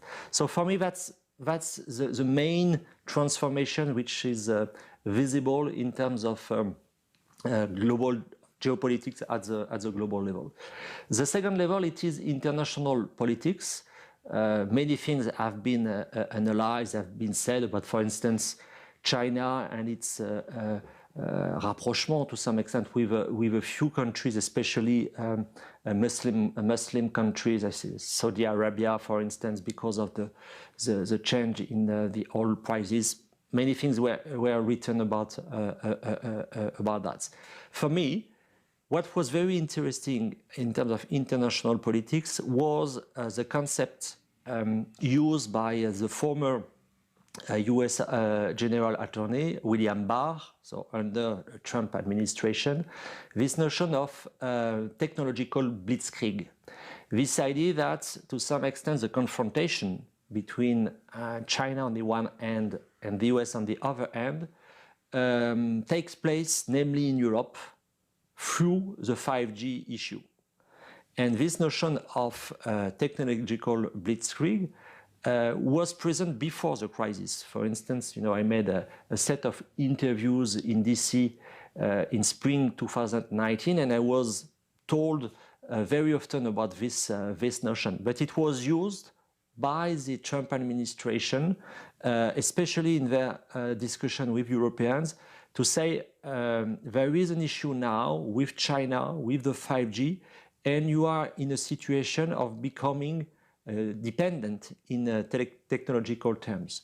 So obviously things are much more complicated, much more nuanced, but certainly given also the attitude of China regarding European countries during the sanitary crisis, there is a change of perception regarding not only the US and because of the Trump administration, but also regarding China in Europe because of this sanitary crisis. The last level, it is diplomacy. As you know, we spoke all the time about multilateralism in Europe, and especially in France and in Germany, because we consider that we are facing a very tricky situation with a multipolar system, but which is less and less multilateral. So for Europeans, and also I know for Koreans, for Australia, for Japanese, for others, for Indian, multilateralism is highly important to avoid to be trapped by the confrontation between the US and China. But what is also very interesting with multilateralism, it is not only to see this way of working between states, but to make some progress in terms of a sort of more inclusive multilateralism involving, not only states, as I said, international organizations, but also corporations, NGOs, academic, and so on. And maybe this crisis was a way to make a step in this direction, even if, in my opinion, it will be my conclusion for this short presentation.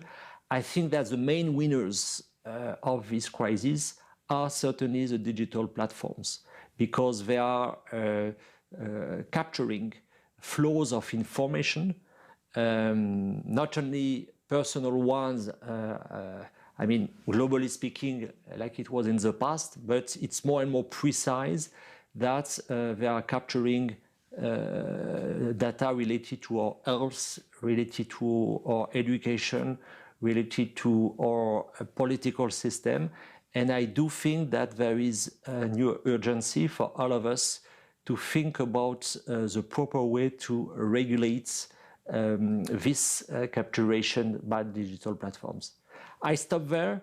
I hope that we will have the opportunity to continue this discussion very soon, either in Seoul or in Europe. Thank you very much. 네, 예, 토마고마. Thank you very much, Dr. Toma Gomart. His organization is a very world-renowned think tank. It's also known as a ranking number 1 or ranking 2 inclusive.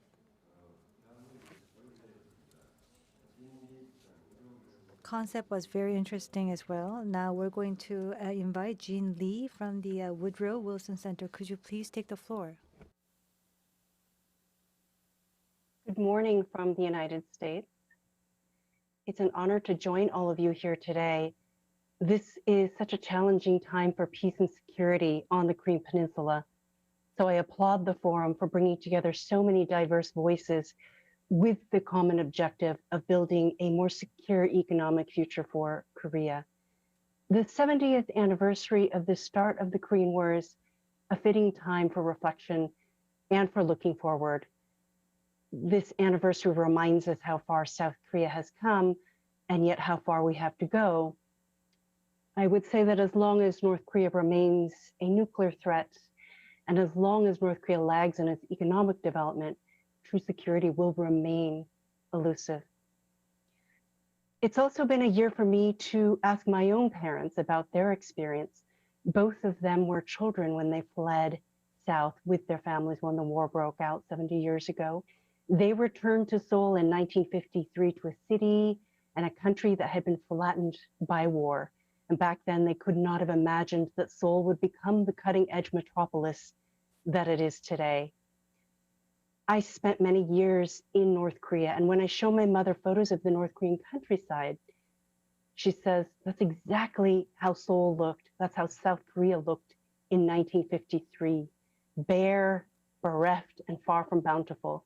She tells me that she spent many days as a student helping to plant the seeds that would become the dense forest that blanket South Korea's beautiful mountains today. As a journalist, I traveled back and forth for years between Seoul and Pyongyang. Many days I would leave Pyongyang in the morning and be back in Seoul by evening, and the contrast between the two Koreas is stark. It always took me a few days to readjust to life in Seoul after spending a month in North Korea, and it was not just changing my accent, but just adjusting to the different way of life. In so many places and parts of North Korea, it's as though time has stopped. It's as underdeveloped in 2020 as it was in 1950. And the staff that are running this forum told me how cold it was. And on a freezing day like today in Seoul and Incheon, I can't help but think about how cold it is for the North Koreans. When people ask me what it was like to live and work in North Korea, I always tell them it's brutally cold, because that unforgiving cold is not something that you can feel from the photos that you see in their state media. But just try to imagine enduring the bitter cold of a Korean winter without heat, without electricity, without gloves to protect your hands, or a hat to cover your ears, because that is the reality of what life is like in much of North Korea today. At this moment, we're faced with such a vexing challenge, and that is North Korea's self-imposed isolation. This is an isolation that is due in large part to concerns about the pandemic, but I would say that it's also a strategic decision made by Kim Jong-un during this period of political uncertainty as he thinks about and calculates his next step on nuclear negotiations. I think in January, it will be a year since North Korea has shut its borders, and without access, it is so hard for us to gauge the impact that this extended isolation has had on North Korea. But I can tell you that life will only be tougher, and as a result, the stakes will be higher for the North Koreans when they do finally emerge. You know, I think it's really unclear when they will be willing to reemerge, and it might depend on the course of the pandemic. It might also depend on the course of diplomacy, particularly with the United States. We should have a better sense after January which direction Kim Jong-un wants to take his country. But we should be thinking about what opportunities we can seize. I think Ambassador called this the next moment. And as Director Tanaka said, what shared goals do we have? It could be curbing the pandemic, a shared goal that we share with the North Koreans. It could be sports diplomacy. We have an opportunity coming up with the Tokyo Olympics. It could be technology, which is something that is so central to Kim Jong-un's campaign for loyalty. And so we must be prepared for that moment when North Korea is ready to emerge. We all have our wish lists for projects that we'd like to see developed as part of a peace economy. And beyond a resolution to the nuclear quagmire, my wish list prioritizes building basic infrastructure to ensure that more North Koreans have access to food, clean water, heat, electricity, safe housing, and medical care. You know, we may take these things for granted in South Korea today, but they are luxuries for many in North Korea. Each of us comes here today with such different sets of expertise, different experiences, different points of view. And we should use this time to compare notes, share ideas, and work collaboratively to come up with projects that benefit all stakeholders in the region, most importantly, of course, the North Koreans as well as the South Koreans. I think what I'm saying is, repeating what Ambassador Stevens says, is that I want to emphasize that we have to be patient, but we must also have a sense of urgency. So as we discuss and debate the path ahead and bringing all of our collective experiences to bear, I look forward to hearing all of your ideas and insights. Thank you very much. Thank you very much, Ms. Jin Lee. It's my first time actually to talk with you, but I hope that you have more times to talk about these issues. Thank you very much for joining us. 다음은 개막 세션의 그 마지막 순서. Lastly, we would like to move on to our last speaker of this opening session, Lee Yong-shik, President of the Incheon Institute. Please give him a big round of applause.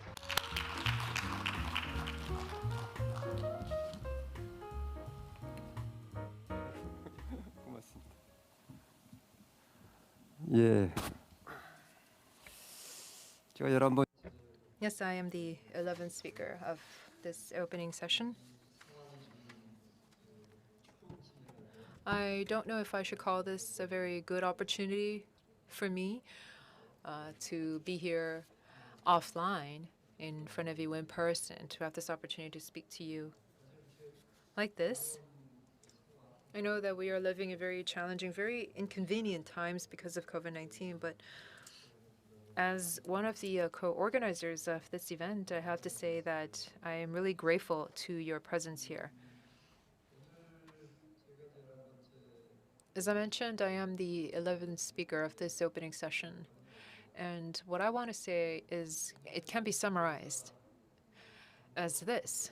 Today, we are here under the theme of overcoming the barriers towards peace and prosperity. The significance and the meaning of this theme is found in a place no other than Incheon, because we are truly a city where we are seeing the desperate need to go towards peace and prosperity. Earlier on, we had the opportunity to speak from Lee In-young, Minister of Unification, and Kathleen Stevens, former ambassador. They talked about the significance of how this forum is being hosted here in Incheon. And the symbol of Incheon in the peace process and all of our efforts towards peace and prosperity. And these speakers have emphasized the importance of Incheon and the significance of Incheon in that regard. Incheon, as you know, is a border region. We have the Hangang estuary, the Han River estuary here in Incheon. We also have the 5 West Sea islands here, a lot of the different conflicts. If you think about the different incidents, confrontations with the DPRK, they have largely been held here in Incheon. And that shows us how much the people of Incheon are desperate for peace. We really are a city that have a clear desperation for peace. And that is why we are also very committed to making use of this border region. We can see this as an asset to try to create and foster peace on the Korean Peninsula, to try to create a foundation for peace. Because we are so desperate for this peace, we are very committed to making use of our city, of our region, as an opportunity to try to foster more peace and efforts for peace on this Korean Peninsula and on this region. Well, I would like to tell you a little bit more regarding that argument. I don't think I have enough time. In fact, I think we are a little bit behind schedule, but just briefly, Incheon is a place where we are truly desperate for peace. And so it is important, therefore, to try to create a foundation, a strong foundation for peace in Incheon, and have Incheon turned into an engine for prosperity and peace for the entirety of the Korean Peninsula. As this theme states, we have to overcome the barriers and go towards peace and prosperity. I think that the significance of Incheon as a border region can be twofold. In fact, there is a duplicity to the nature of Incheon's border region. So Incheon is, again, a place where we have seen a lot of wounds from the Korean War, the wounds of the division. A lot of wars and battles have been fought over Incheon around the Han River estuary and the 5 West Sea Islands. But we want to overcome those past historical difficulties and try to create an opportunity to go towards peace and prosperity. In that regard, Incheon's border region can also serve as an impetus to make that happen.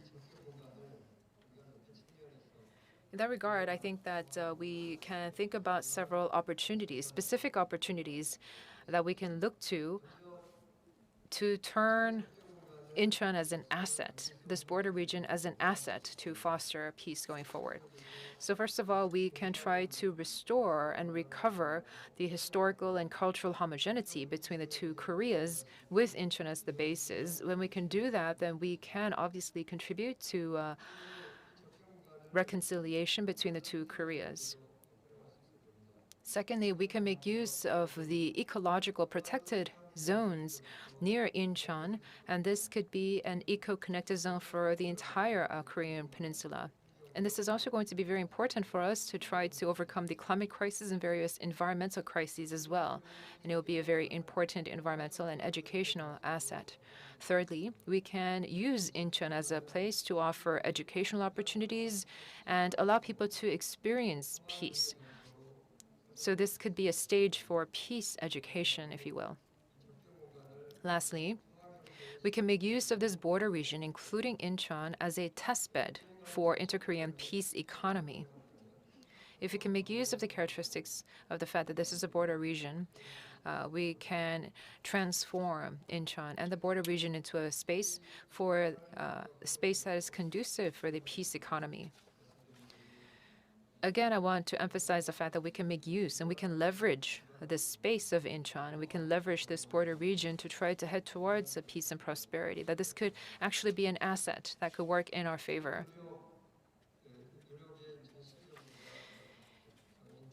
Of course, the Incheon Metropolitan City Government is going to work very tirelessly towards that regard, and our Incheon Institute will also work hard alongside the city government to try to engage in more research and study. And we are working to try to develop actual specific concrete ideas to further this idea.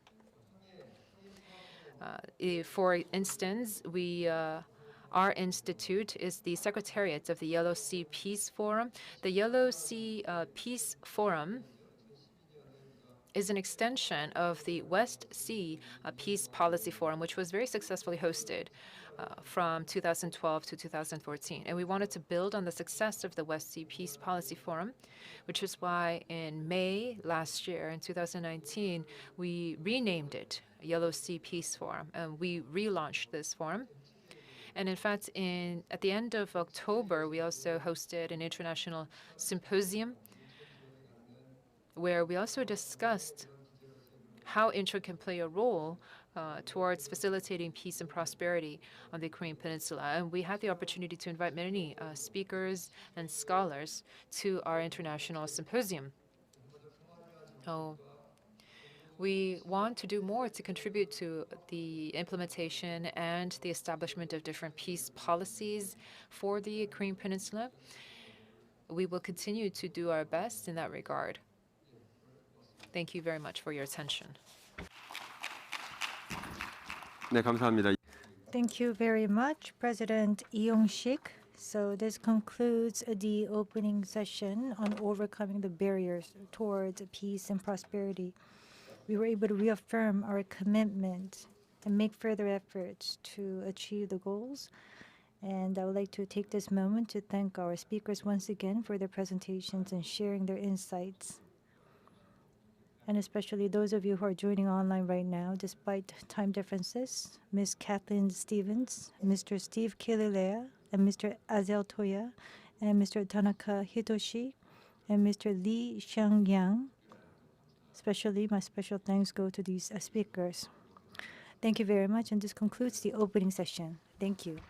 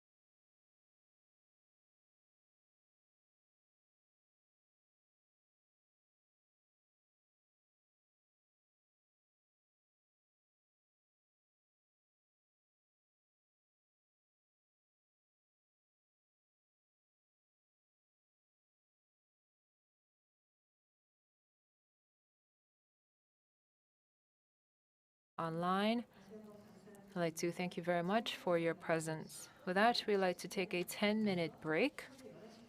It is 11:09. We will meet back here and start our special lecture session at 11:20. There are coffee and refreshments for you outside in the lobby. We will meet you back at 11:20. Enjoy your break.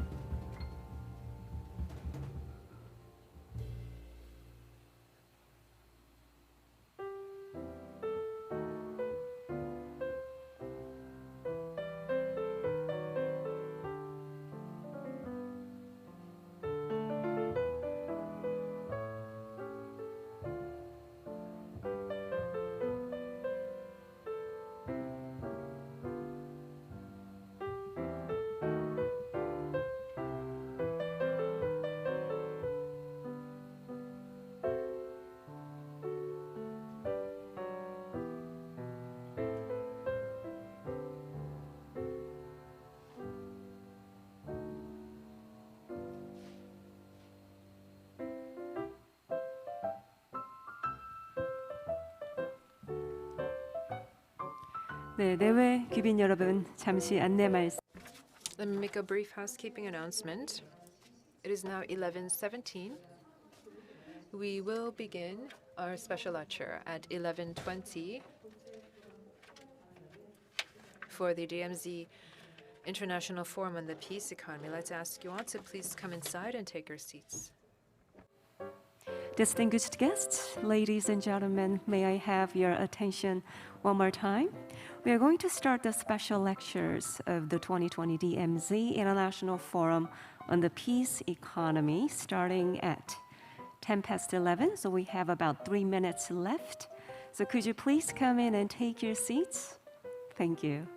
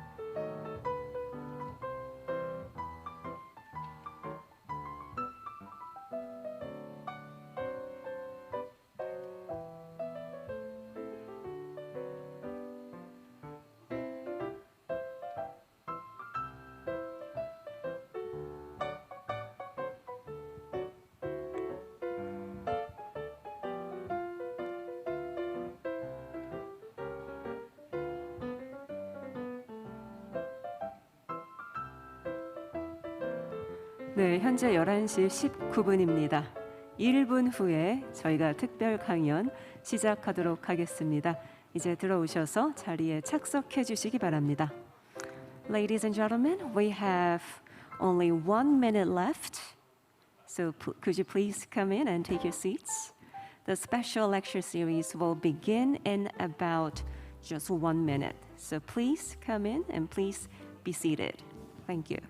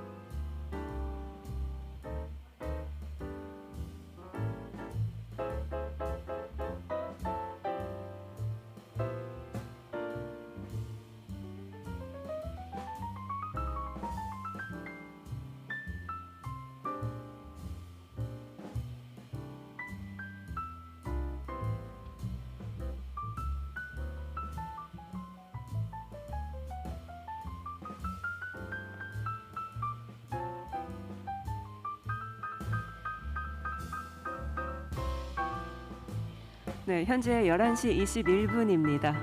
아직 밖에 계신 분들께서는 들어오셔서 자리에 착석해 주시기 바랍니다. Ladies and gentlemen, distinguished guests, may I have your attention one more time? We are going to start our special lectures immediately. So could you please come in and take your seats? Thank you.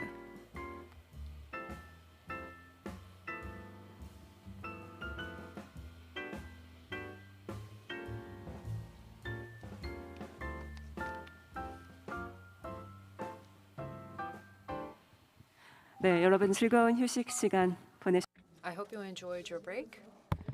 We would like to now move on into the special lecture section of the DMZ International Forum on the Peace Economy. The special lectures will also be moderated by our organizer and host, KIEP, President Kim Hung-jong of the Korea Institute for International Economic Policy. Please greet him with a warm round of applause. 네, 안녕하십니까? Good morning, ladies and gentlemen. My name is Kim Hung-jong, the president of KIEP.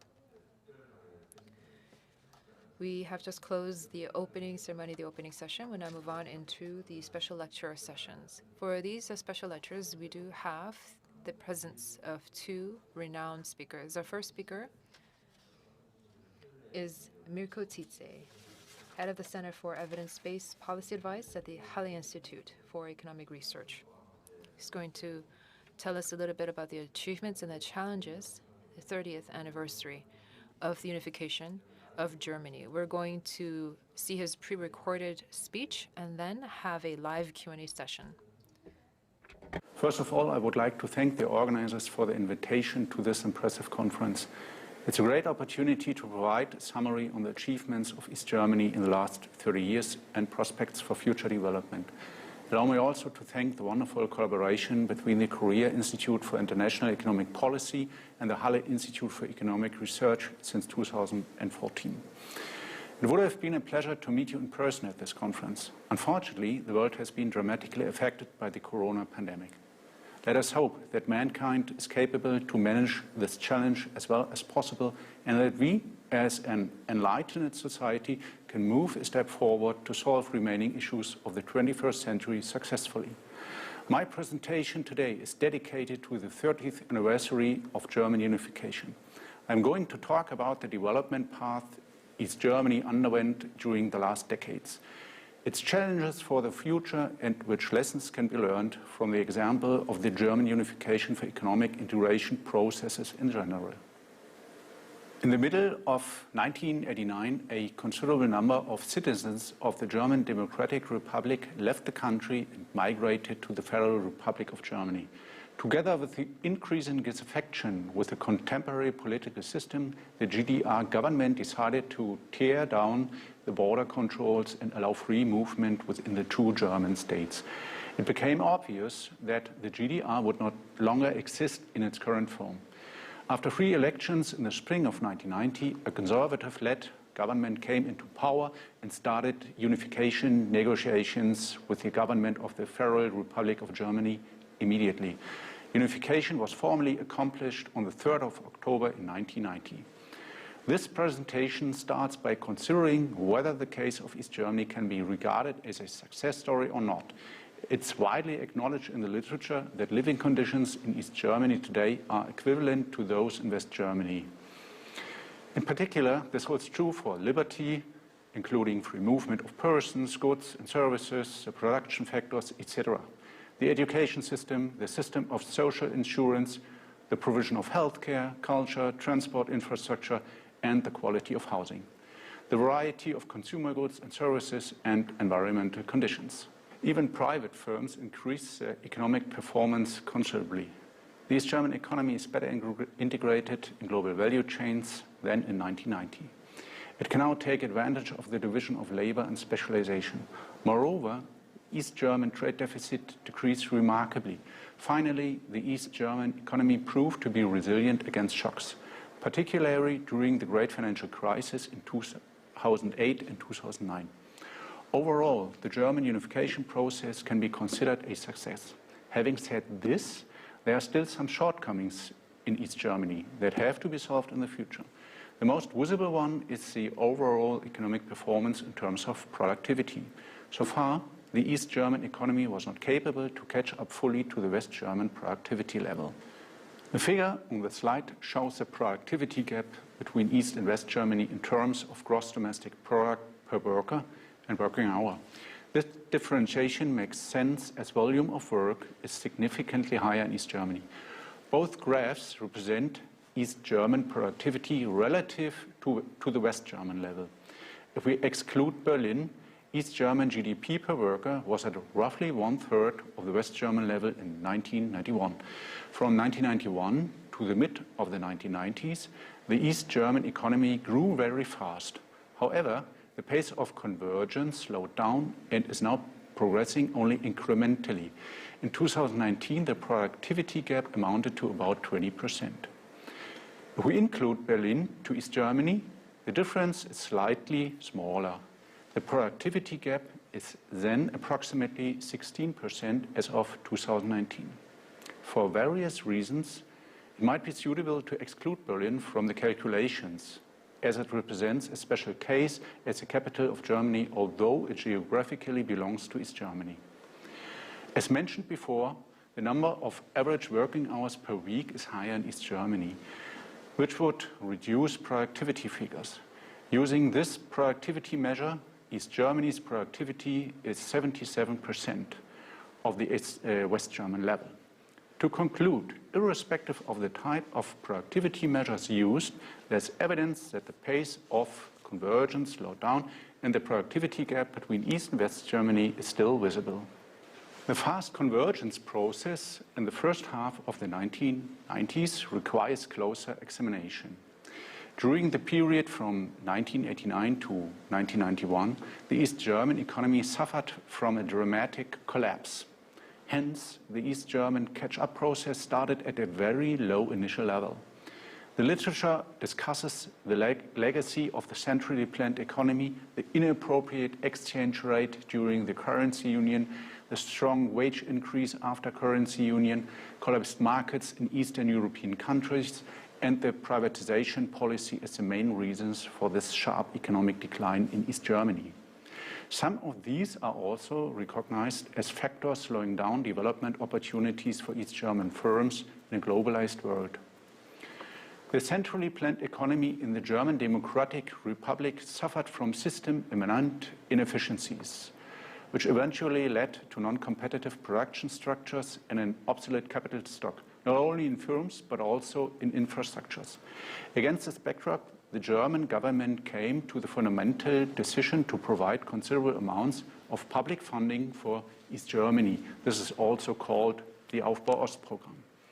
Another key decision was made with respect to the currency union to stop or at least slow down migration from East to West Germany.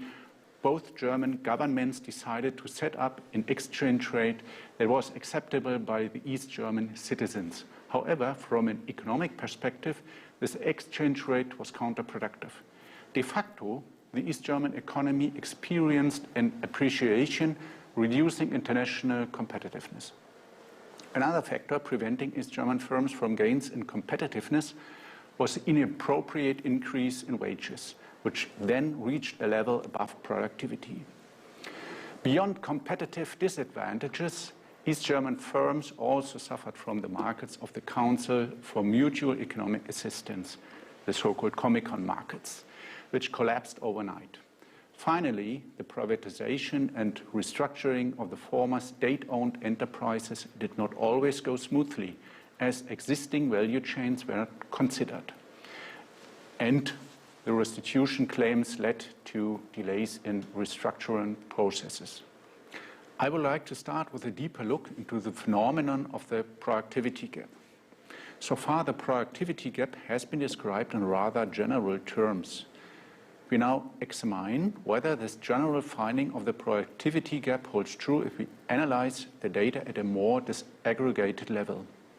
What happens if we compare certain types of East and West German regions? It is widely acknowledged in the literature that East Germany lacks large and very large firms, particularly those with headquarter functions. With this in mind, we can study whether the productivity gap is also visible in other firm size categories. If the general argument holds, we should not find any differences in terms of productivity between comparable small and medium-sized firms in East and West Germany. Additionally, can we actually attribute all remaining shortcomings in East Germany to the legacy of the centrally planned economy and the transition process? Or did some structural differences between East and West Germany arise before the centrally planned economy even began? If history matters, structural differences may be persistent over long periods of time. Furthermore, we can disentangle the sources of productivity growth. Productivity has a price and a quantity component as well. Maybe the productivity gap is driven by a gap in output prices, where East and West German firms show disadvantages in gaining fair prices in global markets. Finally, I would like to talk about challenges for the endowment with high production factor qualities in the future, and which role economic policy can play to promote regional development processes in East Germany. The figure on this slide represents another description of the productivity gap in terms of GDP per worker between East and West Germany. In contrast to the more general comparison between East and West Germany as a whole, this graph uses another benchmark and differentiates between types of regions with similar settlement structures, namely urban and rural regions. As usual, the productivity level of urban and, respectively, rural West German regions represents 100. The classification scheme for urban and rural region relies on a definition provided by the German Spatial Planning Agency. Generally, independent large cities and urban districts form the group of urban counties, while rural districts with signs of agglomeration and sparsely populated areas belong to the group of rural counties. In 2000, the productivity level of East German urban regions relative to their West German counterparts amounted to about 78%, while East German rural regions achieved 80%. In 2016, the numbers are 83 for urban and 88 for rural regions. Given this, we can conclude that East German rural spaces converged faster and achieved a higher productivity level when compared with their West German counterparts. Obviously, the remaining productivity gap is driven, at least partly, by East German urban counties. However, we have to keep in mind at this point that spatial employment structures differ between East and West Germany. The share of workers employed in urban regions is about 75% in West Germany. The respective number for East Germany is around 50%. This figure considers differences in firm size between East and West Germany. The graph on the left-hand side shows that the share of workers in large firms, this includes firms above 250 employees, is indeed greater in West Germany. The graph at the right-hand side presents productivity figures in terms of gross value added per worker. It reveals the expected positive relation between firm size and productivity. This graph also differentiates between East and West German firms. Interestingly, it shows that the productivity gap is visible across all firm sizes. In other words, the lack of large firms in East Germany cannot fully explain the productivity gap at the aggregate level.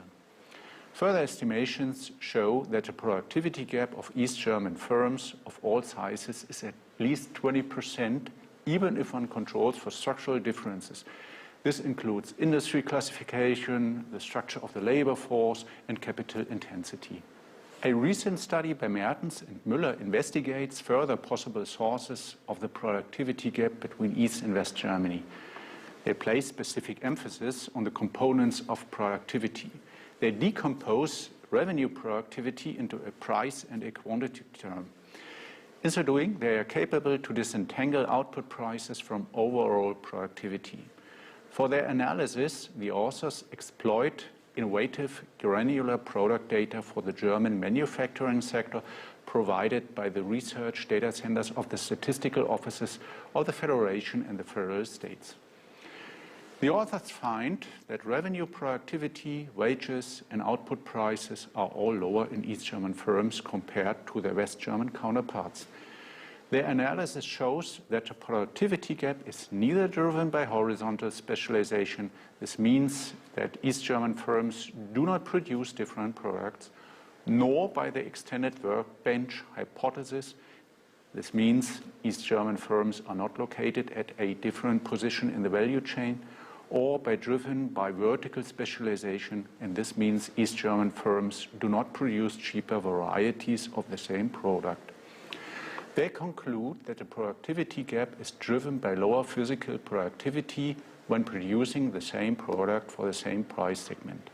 With the next part of my presentation, I highlight differences between East and West Germany that occurred before the period of the centrally planned economy began. If path dependencies exist and if they are persistent over a long period of time, effects of the communist era might be over or underestimated. The first group of differences considers differences before World War II. Historical statistics reveal that the East German economy was different in many economic characteristics. In particular, it had a higher share of working class and manufacturing employment and a lower share of self-employed workers. Historical sectoral differences should be analyzed in more detail as they represent sources for long-lasting industrial traditions. This table shows net value added in the manufacturing sector in 1936 in the pre-war German states. The last two columns assign these historical regions to the current territorial status in Germany and its neighboring regions. This table reveals that only 5 German states, respectively provinces, contribute to 50% of net value added produced in the manufacturing sector.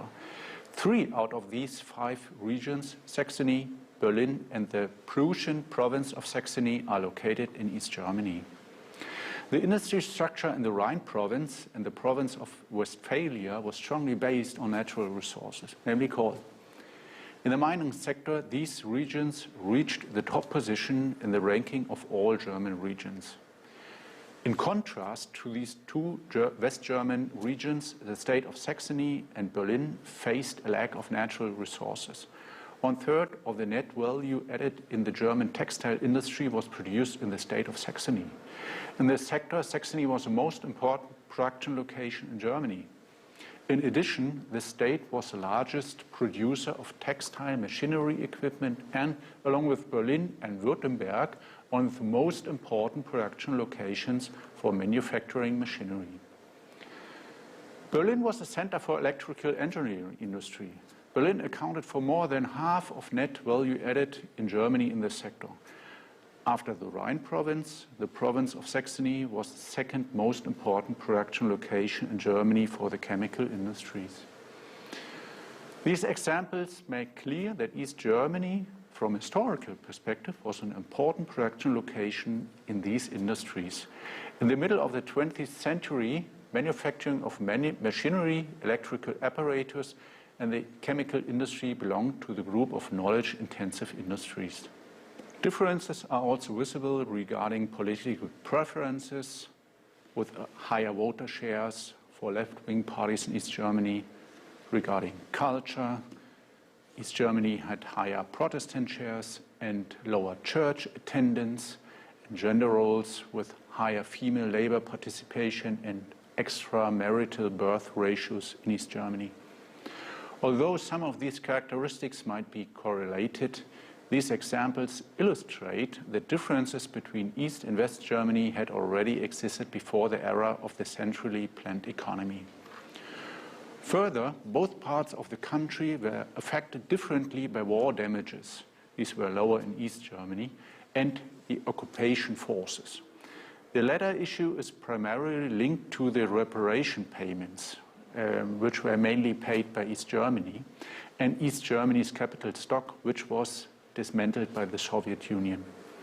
Finally, it's worth mentioning that migration from East to West Germany before the Berlin Wall was highly selective in the sense that the group of movers was mainly composed of highly qualified young workers, which had serious consequences for the endowment with human capital in East Germany. Given this, we can conclude that initial conditions for East and West German reconstruction were quite different. The cession of East German territories as a consequence of World War II and the division of the country into 2 parts led to a breakup of production networks.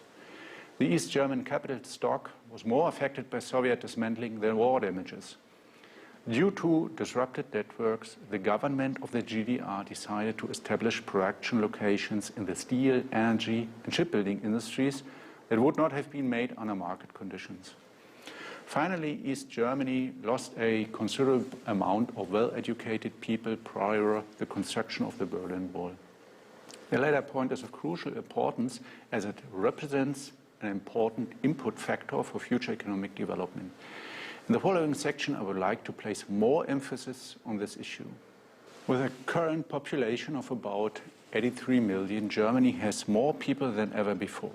This development is mainly driven by migration. The number of inhabitants directly influences the labor force available and thus the ability to produce goods and services. Despite the overall increase in the population of Germany, regional differences are increasing too. Demographic development is emerging as a central challenge for East Germany. The population loss did not begin with the German unification in 1990, but already started with the division of Germany after the end of World War II. As mentioned before, about 2 million people, mainly young and well-educated, had left the GDR prior to the construction of the wall in 1961. The population then remained largely constant until the end of the GDR, while the Federal Republic of Germany experienced an enormous increase in population due to migration from the GDR and Southern Europe. The next shock for East Germany came with a massive wave of outmigration and the abrupt drop in the birth rate in the aftermath of the unification, and with the serious economic shocks in East Germany. What does this mean for the future development of East Germany? In this complex situation, education and training are of particular importance. From an individual perspective, this is a decisive prerequisite for a successful professional career. From a macroeconomic perspective, well-educated workers represent an advantage in location conditions for entrepreneurial activities. Against this backdrop, I would like to discuss a figure. It represents the share of school dropouts without any degree. This graph reveals remarkable differences across German counties, with the German average representing the benchmark. Particularly, counties in East Germany show values above average. This finding is very worrying because it severely limits the economic development opportunities for the future. Finally, I would like to discuss which role economic policy can play in further catching up East Germany. Indeed, there's a number of different state aid programs, all aiming at improving development opportunities of assisted regions.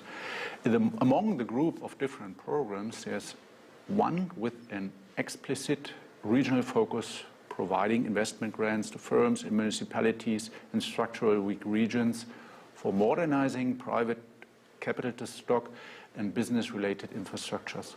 The overarching objective of this program is to create and safeguard jobs and increase income. Although this program is applied nationwide, East Germany represents the most important benefactor of this program. This figure shows the program budget over time on the left-hand graph and its regional allocation in East Germany on the right-hand graph.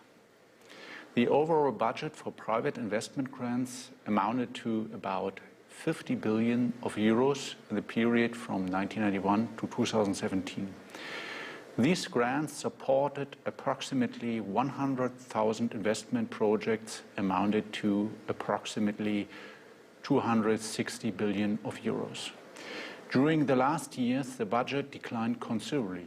The annual expenditures are approximately 1 billion euros. During the entire period, grants in an amount of 40 billion euros were approved to about 80,000 investment projects in East Germany, including Berlin, amounting to about 200 billion euros. The advantage in funding opportunities for East Germany has declined but still exists. In East Germany, particularly highly industrialized production sites, mainly located in rural areas, have benefited from above-average funding. This is mirrored in the large amount of subsidies for the Anhalt-Bitterfeld and the Saale-Kreis counties in Saxony-Anhalt and the Teltow-Fläming and Oberspreewald-Lausitz counties in the state of Brandenburg, for example. Using such amount of money raises the question whether these funds work or not. A recent evaluation study by Brachard and co-authors analyzed the causal effects of regional policy on labor market outcomes and competitiveness at the firm level.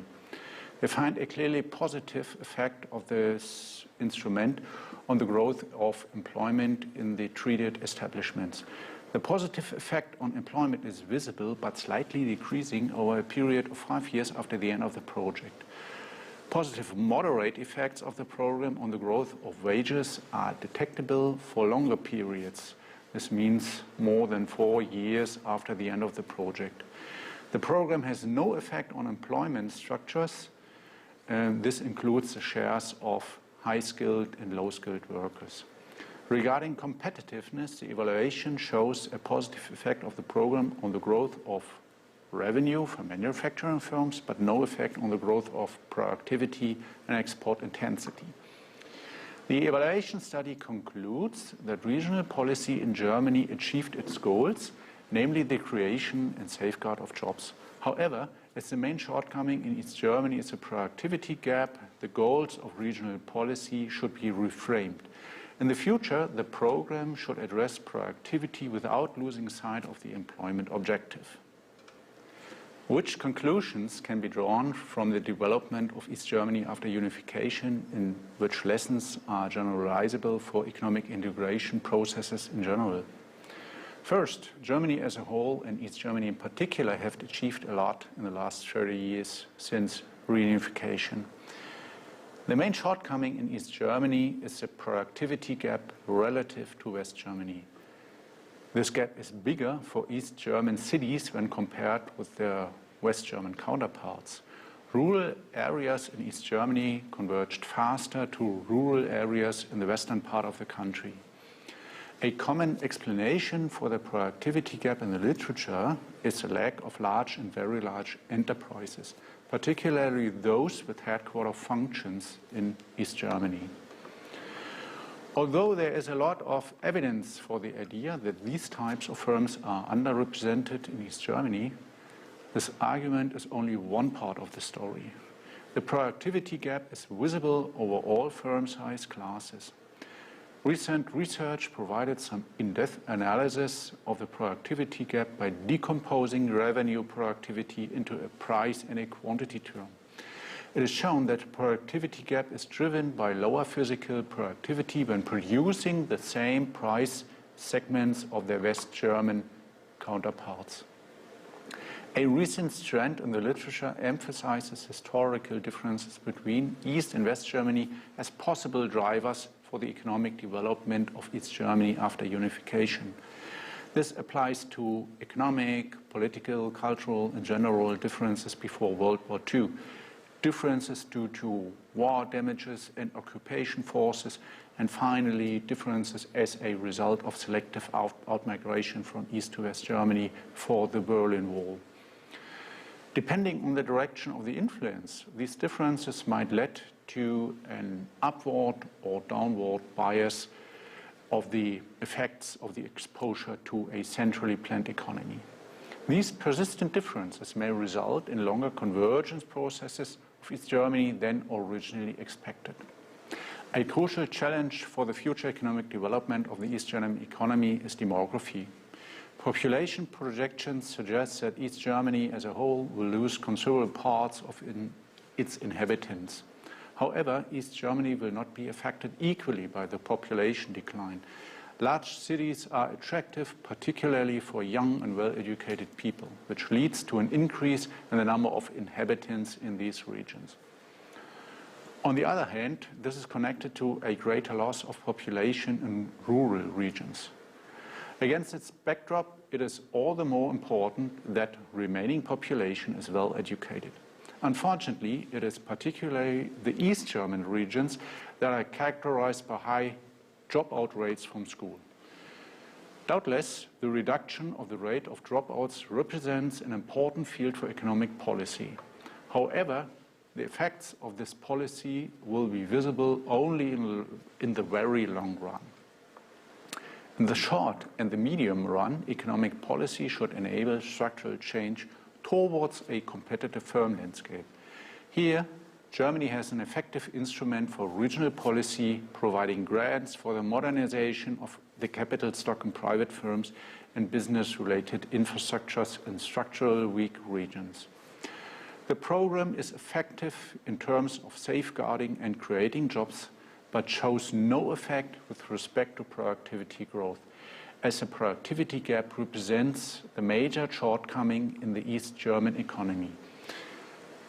This program should be reweighted in the future and should reweight its targets and focus on the improvement of firm competitiveness in the future without losing the sight of the employment target.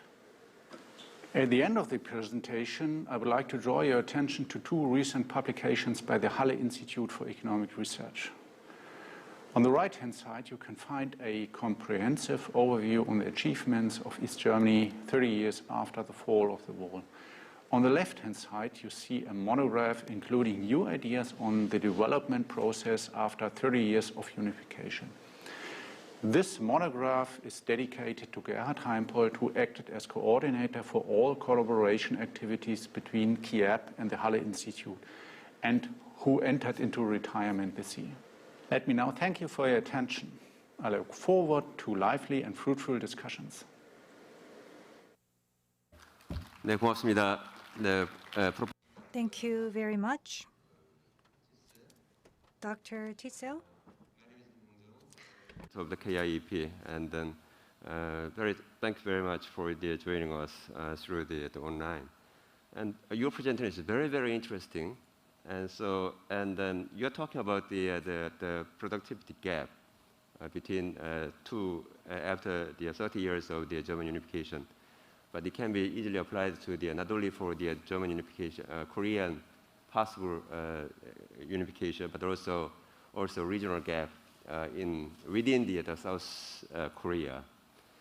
And then very impressive. You are just not only focusing on the job, but also the productivity in regional basis. I have some questions from the online participants, but many of them has already been answered through your presentation.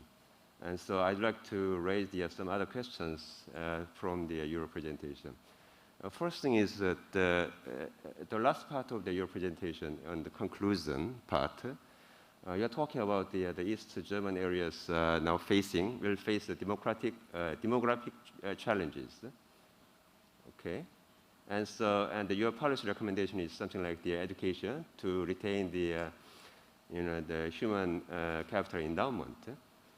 But if you think of the case of the other countries like the Ireland, just the education is not enough.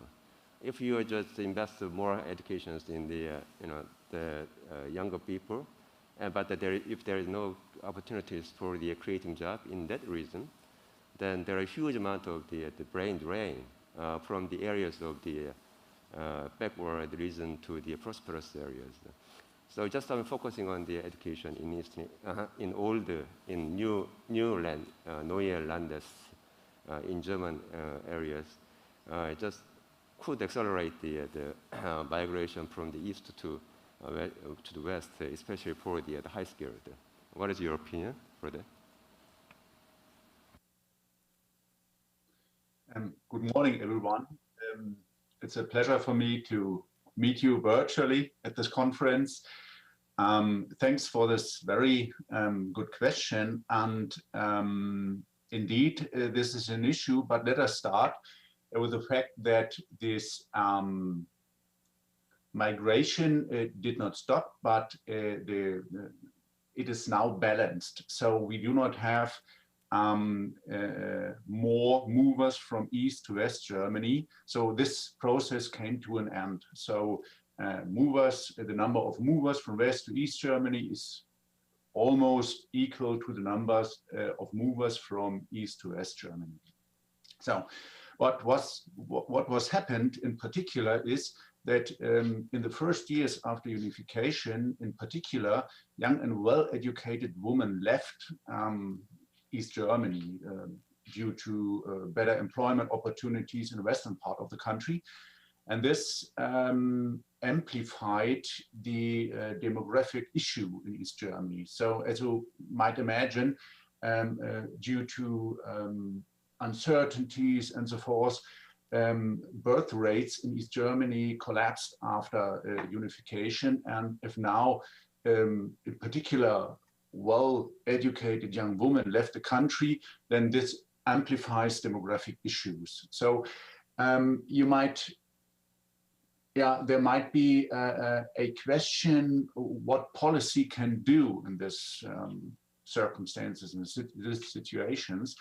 And there is, or there might be the question whether policy can stop these migration flows. And to be honest, this is not possible at all. So these migration flows are driven by agglomeration forces, and we can put a lot of money to try to stop those flows.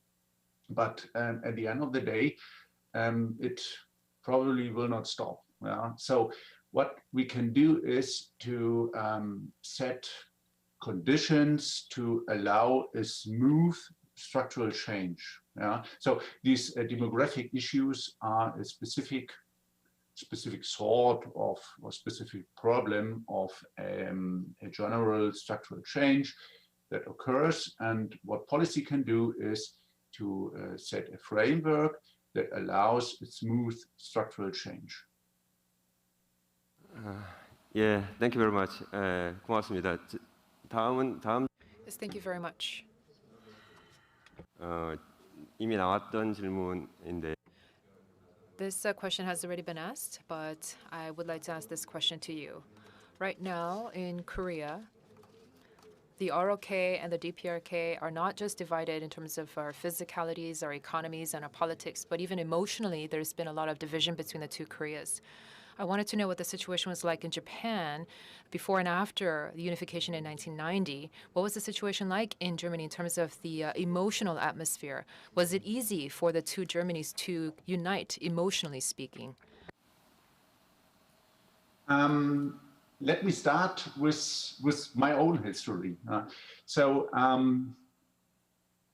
was born in East Germany, so my parents too. And as far as I know from my parents, they were allowed to visit their relatives in West Germany. So in the 1950s, so this was after German division, but before the Berlin Wall, they were allowed to visit their relatives in Hamburg and Bavaria. And this stopped with the construction of the Berlin Wall in 1961. All these movements between East and West Germany came to an end, but family relationships did not break up. So they still exist, and even with the process that was initiated by the West German Chancellor Willy Brandt in the early 1970s, a lot of negotiations started and allowing East Germans to visit their West German relatives and vice versa. So to be honest, there was still a complex application process for East Germans to get visa and passport, but it was possible in general. So there was never a break up emotionally. So having said this, there is still some issue that has gained some attraction in recent research, and this is linked to that East Germans are underrepresented in central functions, meaning that many important manager positions in important companies are held by West Germans. The same holds true for important positions in the justice system, in the army, in police forces, in ministries at the federal or federal state level. So having said this, the case of our Chancellor Angela Merkel, who was born in Hamburg but grew up in East Germany, is a remarkable exception. Yeah? So this is an issue that obviously East Germans are underrepresented in these central functions. And an interesting side story might be, professional football in the first German soccer league, as you probably know, football is very important for Germans. And there is East German football teams are underrepresented in the first and second division in Germany. So the case of the team in Leipzig that is well known now because it's very successful and it takes place in the Champions League and other international contests is the very exception. So, and honestly speaking, this is not a real East German team as it is sponsored by an Austrian businessman who owns the Red Bull company, so producing soft drinks and etc. So this is one point that is discussed in the recent literature, and I guess it can produce or can generate some interesting findings on what East Germans emotionally think today, 30 years after unification, whether they can contribute to all their life, to be represented in central positions in the German government force. Okay, thank you. The last question is about the so-called unification cost, revisit of the unification cost. It dates back about the early 1990s that so many prestigious economists estimate the unification cost of Germany. And then maybe it occurred to me something like the cases of the Hans Bernstein or George Akerlof, American economist, who calculate the unification cost and also how to unite not only the two Germanys but also other Central European countries. And then thinking of the unification cost, the estimated unification cost, and then the real unification cost after since the early 1990s. What do you think about the estimated statistics and then outcomes and the real statistics differ? Yeah. Oh, that's a very good question. To be honest, I don't know any study that tries to assess this difference between estimated and actual cost of unification. So what I think is that there was a lot of uncertainty regarding the real economic conditions in East Germany in the end of the 1980s, and which made it nearly impossible to have a clear picture on the current situation in East Germany. And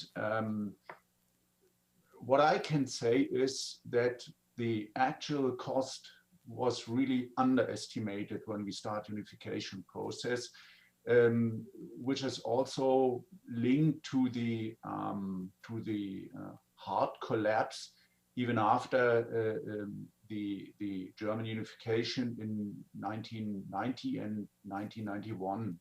So there was a dramatic collapse immediately after unification, which led to high unemployment rates and a sharp decline in production figures. And I guess this was not estimated by West German policymakers. So when the former Chancellor Helmut Kohl started negotiations with the East German government about unification, so he always talked about flowering landscapes. Yeah, so if he set up market conditions in East Germany and allow market powers to work, then everything will be fine. Unfortunately, there was a lot of transition. It was a hard shock in East Germany, and it took a lot of time to renew East German economy. And as I mentioned in my presentation, there is still a gap in terms of productivity that amounts to approximately 20 percentage points. And this convergence process slowed down. And it's an interesting topic for research. What explains this remaining productivity gap? So, to be honest, unfortunately, I do not have a current number that it explains the difference between estimated and actual cost. So what I can say, or what I argue, is that it was truly underestimated. Right. Thank you very much for your very excellent presentation and also the answers. I really hope that we have more opportunities to talk about this issue, not only this issue, but also other many issues about the economic areas. Thank you very much for joining us today. 감사합니다. Thanks a lot for the invitation.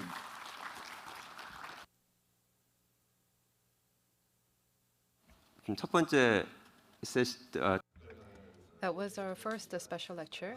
Next, we'd like to move on to our second special lecture, which is going to be given by Chung Se-hyun, the Executive Vice Chairperson of the National Unification Advisory Council. We would also like to join him online. 안녕하십니까. Good morning. I am Chung Se-hyun. The topic that I want to address today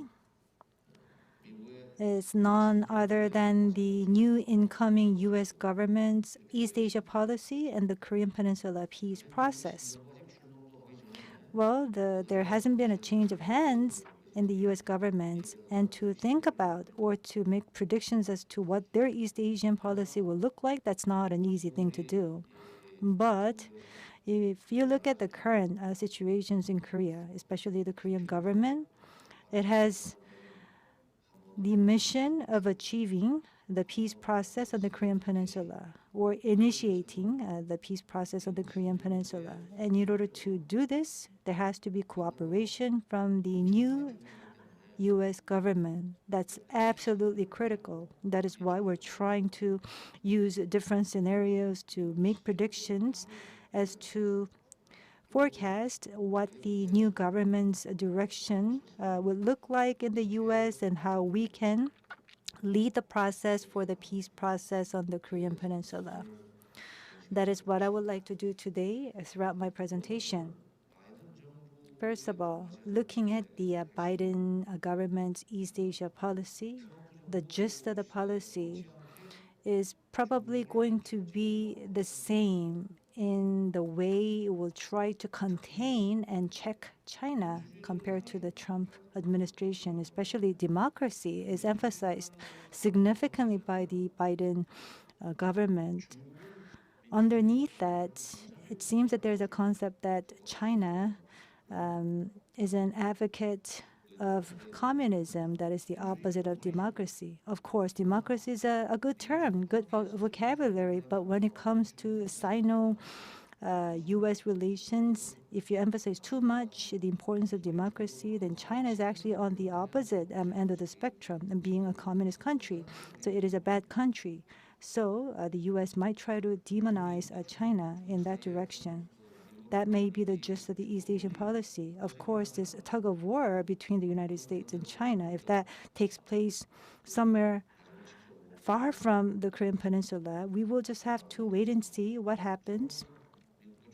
But it is different for Korea because we're geographically sandwiched between the two great powers of the United States and China. Of course, the U.S. is located far away from us in the Pacifics. But after the Second World War, they have established their interests on the Korean Peninsula. They have stationed their troops here on the Korean Peninsula, and also within the framework of the ROC-U.S. alliance, the relations between the United States and Korea have now evolved into the value alliance.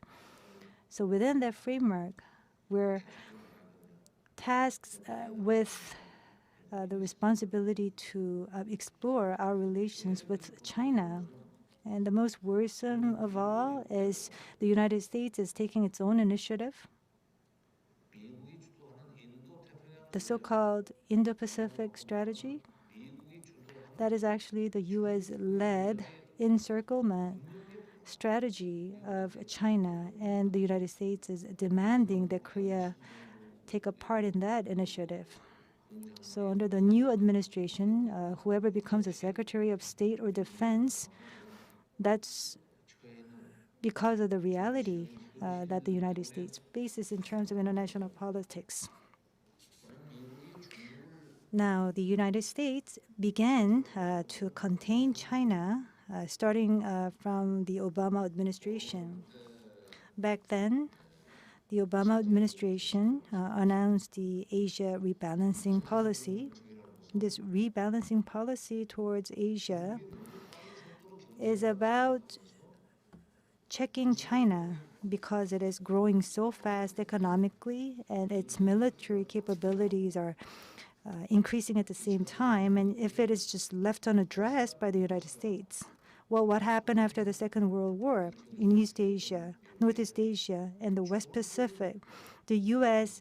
Has been successful in establishing a transcendent hegemony, and it is going to crumble, or there's going to be a dent to that power. And this became an issue for the Obama administration. So back in about 2015, they announced the so-called Asia rebalancing strategy. So balancing, by definition, it means striking a balance between two different things. But from the position, from the point of the United States, the U.S. believes that there has to be a certain gap with China. Then that's a position of balance because the U.S. believes that it is far greater than China, especially in terms of the national strength. And of course, there are cultural differences between the two countries, and there is that difference. But as China grew very rapidly in economic terms and using that as a power to increase its military strength, the United States felt that it was being grabbed by its collar by China. So it started to suppress China. But unfortunately, the United States, the economy was not growing so fast. It's already come of age. For example, you become a teenager, and then once you become an adult, 20, 25 years of age, you stop growing. But it's different for teenagers. They grow bigger every day. China is just like a teenager in puberty that's growing in terms of its economy every single day. But this is different for the United States because it's already become an economic power a long time ago. It's now a military power. And it is now in a situation where it cannot just increase its defense spending. There's a simple reason for that. It is because other than weapons export,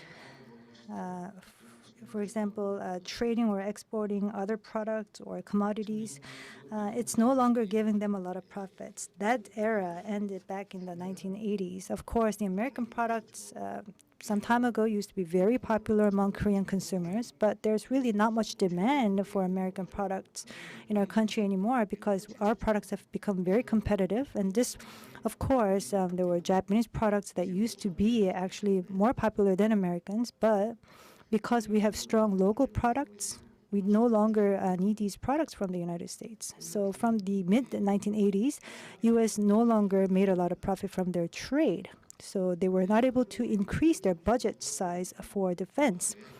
And in that process, the most noticeable phenomenon is that it is unable to increase defense spending, not only the general budget, but the budget spending. So it just had to manage its already existing military power. But the U.S. is keeping its troops not only for its own sake.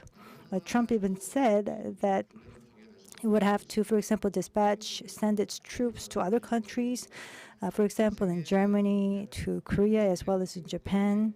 And out of 190 countries or so in the world, there are, for example, American troops positioned in various places, and over 160 countries actually accommodate American forces there.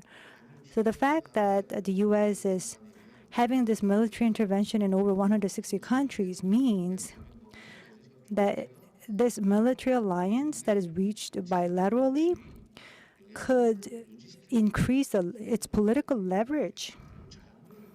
It becomes a nutrient for maintaining and preserving its political power. It is because there's that alliance structure.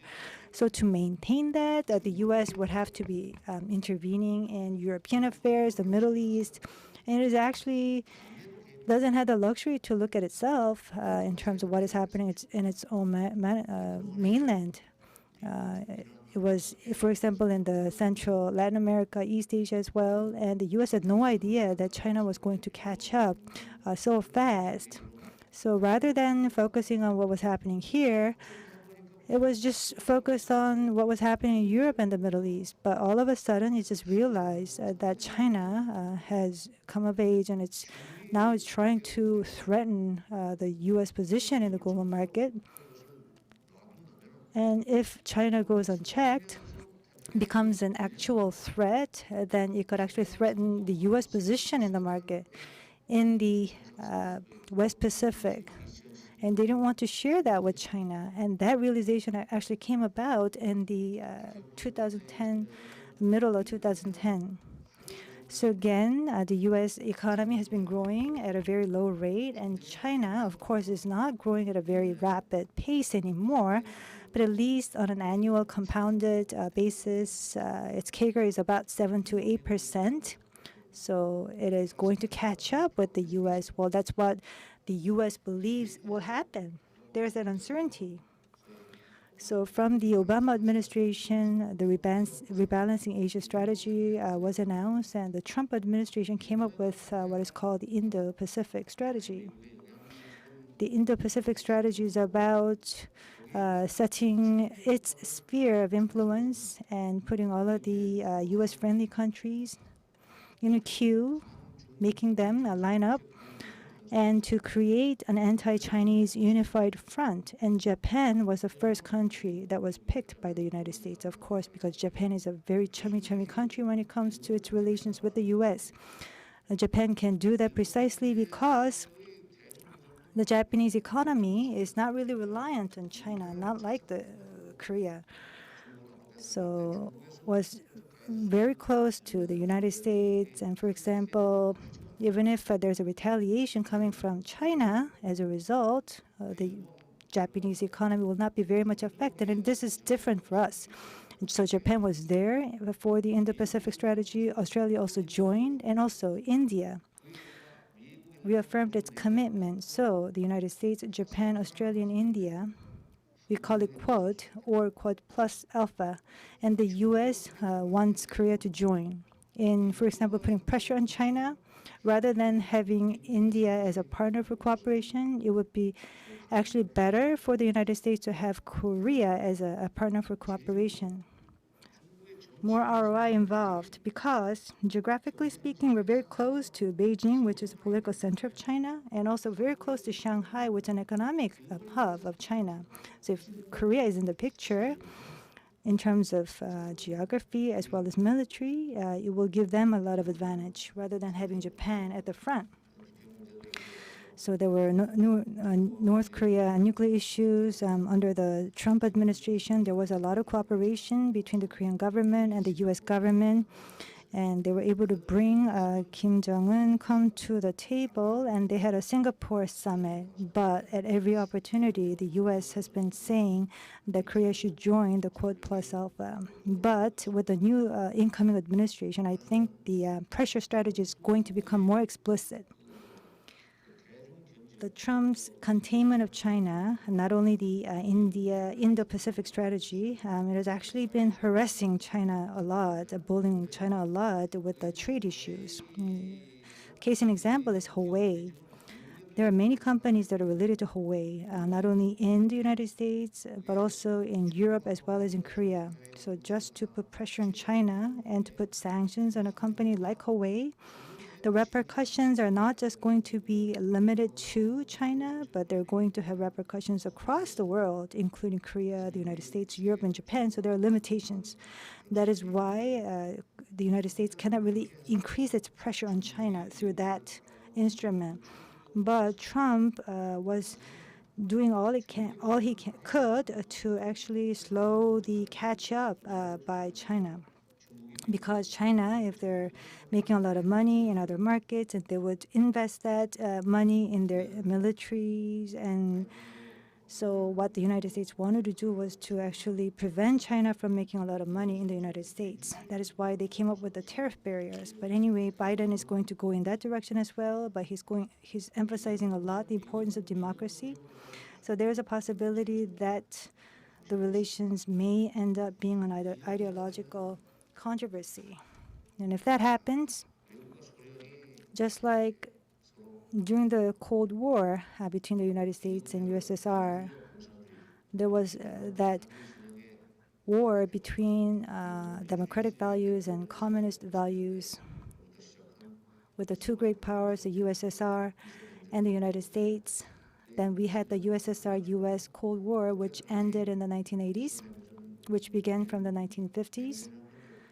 The Cold War means that there's no hot war. For example, there's no bomb going off, or, for example, jet fighters in the air. It is about psychological warfare or indirect pressure being applied. So that's creating a very cold atmosphere, and competition continues. That is what Cold War means. That's a dictionary definition.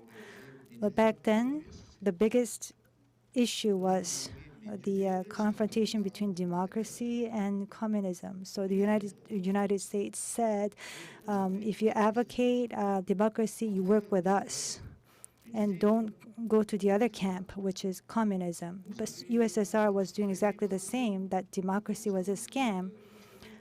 Socialism is the only regime that can make everyone happy.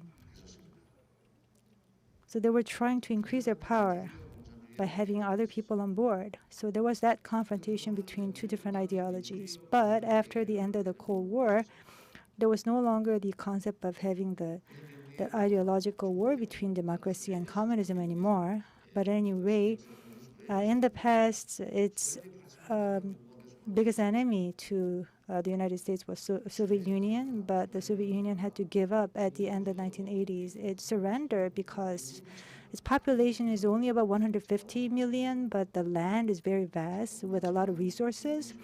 But there's really not many people living there, and the land is too vast, so there's really a lack of efficient management. There was a shortcoming on the part of the USSR, and the Soviet Union was involved in that tug of war with the United States, but it just ended up developing its military-led economy, but not the people economy or the national economy. So the economy didn't grow because there was a lack of investment, so it led to imbalances in terms of resource allocation, so USSR had to surrender in the end. But in the 1980s, China was not in the picture at all. It was a socialist country. It was very poor, very populous, large land, so people thought that there would be internal disputes, strife, and the country will never be united as one. It would never be able to, for example, restore the honor of the former Chinese empires. For example, the one that we saw in the Ming or the Qing dynasty. So China was overlooked. But starting from the early 1980s, its economy started to grow very fast. In the 1990s and 2000, it was competing neck and neck. And the Obama administration came up with the Asia rebalancing strategy, and Trump released the Indo-Pacific strategy. And as a result, so what will happen to the Biden administration? Well, we'll have to wait and see, but it will probably go in the direction to strengthen the Quad Plus structure, the main purpose of which is to contain China. So the United States East Asia policy is focusing on the Chinese economy. The direction is very defined. And to maintain the position, it is going to involve a lot of countries, like-minded countries that are sharing democratic values. And they're going to try to involve South Korea along the way, that we should move beyond military alliance but value alliance. But this is going to be very difficult for us because China means a lot to us, especially in terms of economy. What happened at during the THAAD deployment to Seongju region?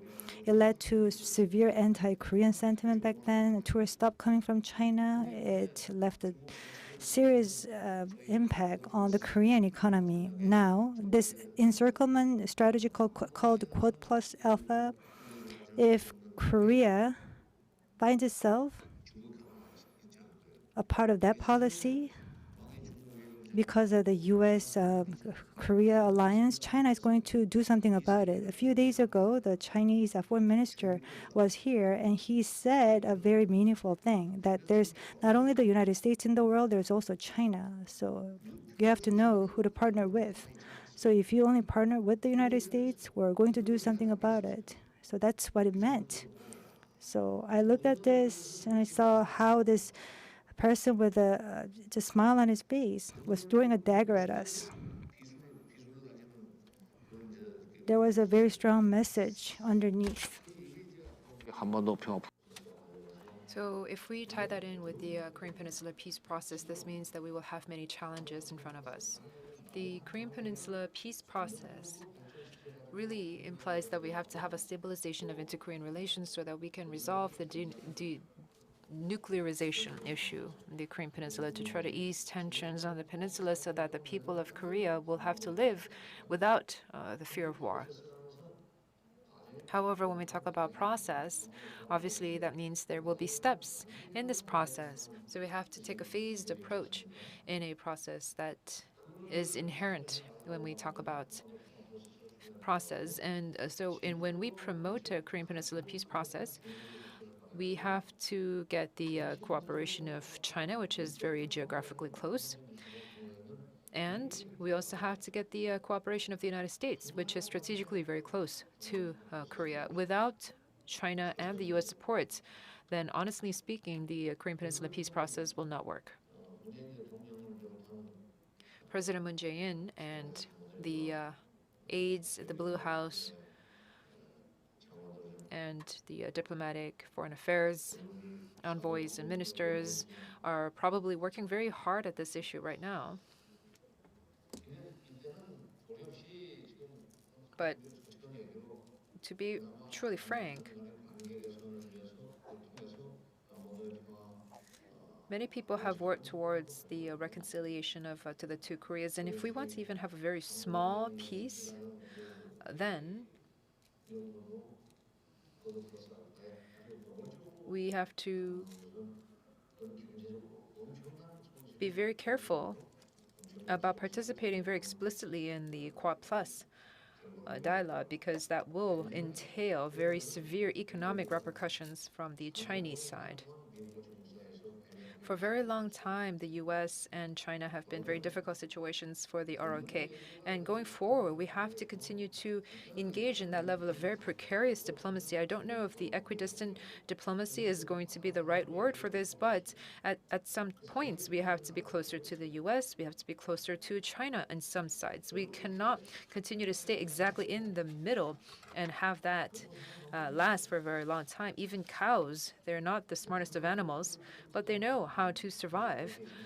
They can just go to the fields of grass, open fields of grass, to chew on the grass there. But if we can consider, if you imagine there's a village and there's an embankment or a ditch, embankments on one side of the ditch would have very plentiful grass, very delicious, very sweet grass. And the cow would know that. Sometimes the cow would go to one side of the ditch and eat that grass, and then sometimes it would go to the other side of the ditch and enjoy the grass on the other side. Because That's how he knows he can survive and become fatter and healthier. That's the kind of diplomatic tactic that we need to learn from the cows. So we should be careful about explicitly participating in the diplomatic pressures of one country on another, but we have to be very careful and very precarious, and perhaps maybe even take the route of being sincere and upfront with China. Because if we were to side with the US, then obviously it will come at an economic cost from Chinese side. But we still have to maintain our course alliance. So we have to be very careful. We might not be able to be as explicit as Japan, but we have to tell that, and we have to persuade the US, and we have to persuade China. We have to tell China that, we have to engage in relations with you for the sake of our economy. But as you know, we have had a long-standing security alliance with the US, and we'd like to ask you for your understanding in that regard. We may seem like we're going back and forth, but that doesn't mean that it should come at the expense of our own bilateral relations. But this is something that we have no choice but to do for our own survival.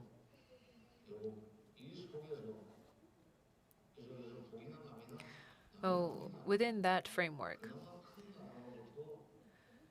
we, two Koreas, in an effort to try to shield ourselves from a maximum pressure from these great major powers, is for the two Koreas to get closer together. If we are separated, if we are working independently, then we're weak. However, if we unite and combine as one, then we can form a coalition against the US, sometimes against China, and that could bring about at least a small peace on the Korean Peninsula. So that's at least what we should try to pursue for the time being. 이제 주어진 시간이 거의 다 돼가기 때문에 제가 이제 다시 한번 전체적으로 I'm almost running out of time, so I would like to summarize and conclude my remarks. The U.S.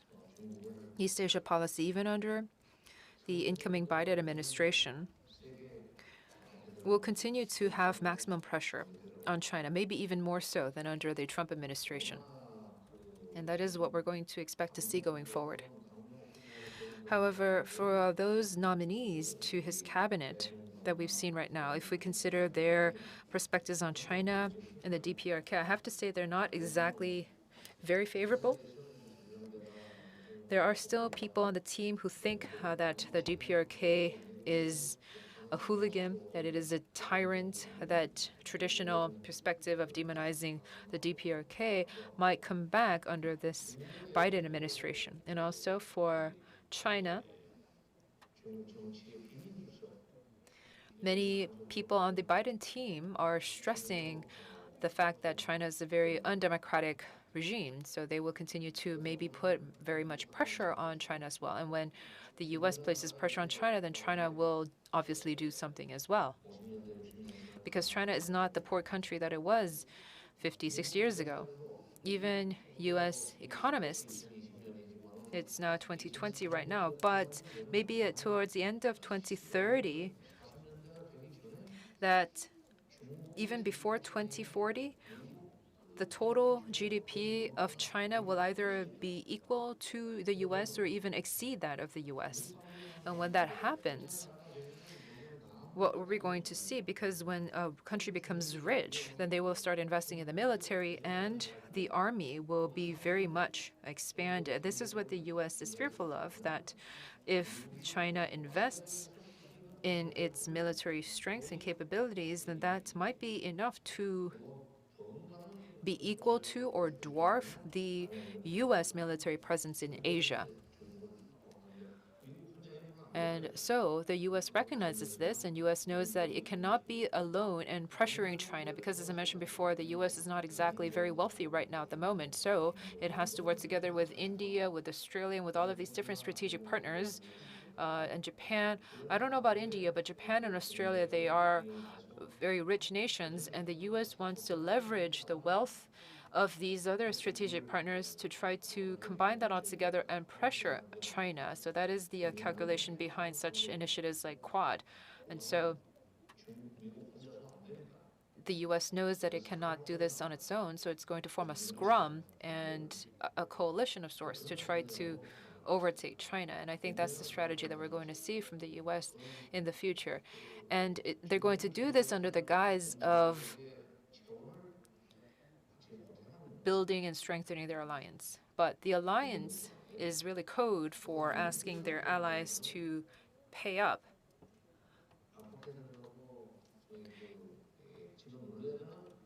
And because the U.S. knows that they have to exert pressure on China, and China is not a democratic country,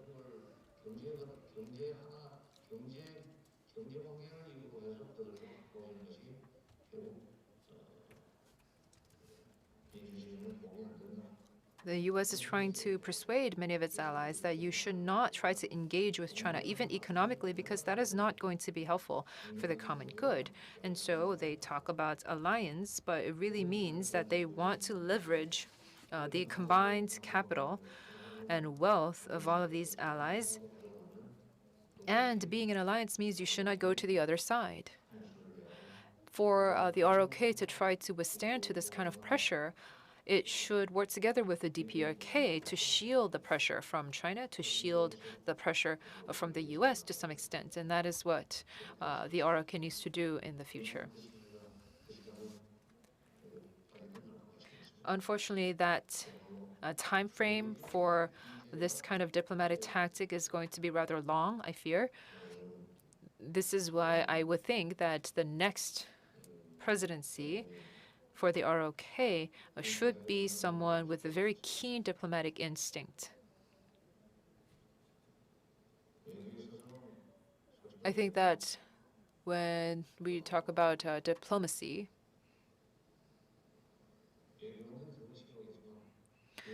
I know that the diplomats here would not be very happy to hear this, but I don't think that the ROK is extremely capable when it comes to diplomatic affairs, because diplomacy is all about maximizing your own national interests.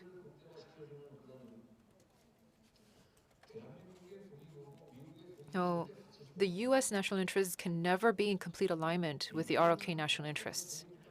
The U.S. would never try to secure Korean interests before its own. It's the same with China.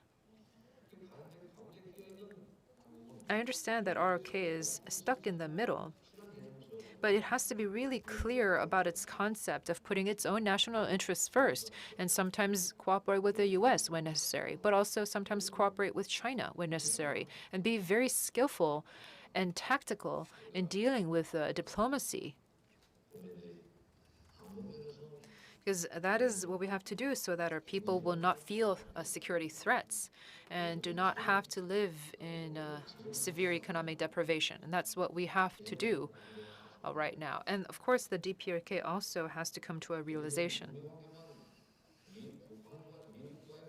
Because right now, the DPRK insists that it wants to fix the situation with the U.S. first and then move on to the ROK, but this is a miscalculation. This is a wrong tactic. If the DPRK continues to pursue this route, then it's never going to work. It has to move away from the framework of U.S. first, ROK later. It has to go the route of ROK first, U.S. later. If the DPRK does that, then it would be able to find a way of survival. South Korea should help and assist DPRK, especially because their economic situation is very difficult. Right now, our GDP is about 31,000. Their DPRK is about 1,800. We have about total GDP of 1.5 trillion. That's about 45 billion for the DPRK. That's a difference of about 35 times or 36 times. So economically speaking, DPRK has no choice but to rely on us for economic assistance, and we must help them. Because, I mean, I know that many people are angry with the DPRK, and the DPRK is angry at us, but you never bite the hand that feeds you. If we feed DPRK, they will never bite our hands. Of course, many people would argue against this logic. Why should we try to continue to give to a country that insists on beefing up its nuclear arsenal?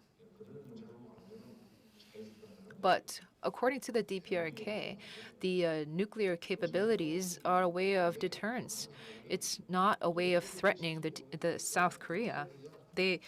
Under DPRK's insistence, they don't know when they're going to be attacked or they're going to be threatened by other major powers. So they're beefing up their nuclear capabilities in an effort to deter any war and to defend themselves in case of an emergency. Basically, they want some muscles. They want to have beefy muscles, big, strong muscles, and that means no thug will come and even think about fighting you or taking you on with a fight.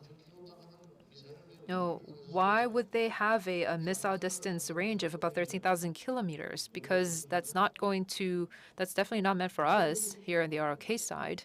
And the DPRK knows better than to shoot a missile at us because they know that that is going to have mutually assured destruction. Which is why I think that we have to think very constructively about giving aid to the DPRK. We have to provide relief to them, especially because they're going through such challenging times. And when we do that, then the DPRK will be open to working with us. At least they will not use their nuclear capabilities to try to threaten us. As I mentioned before,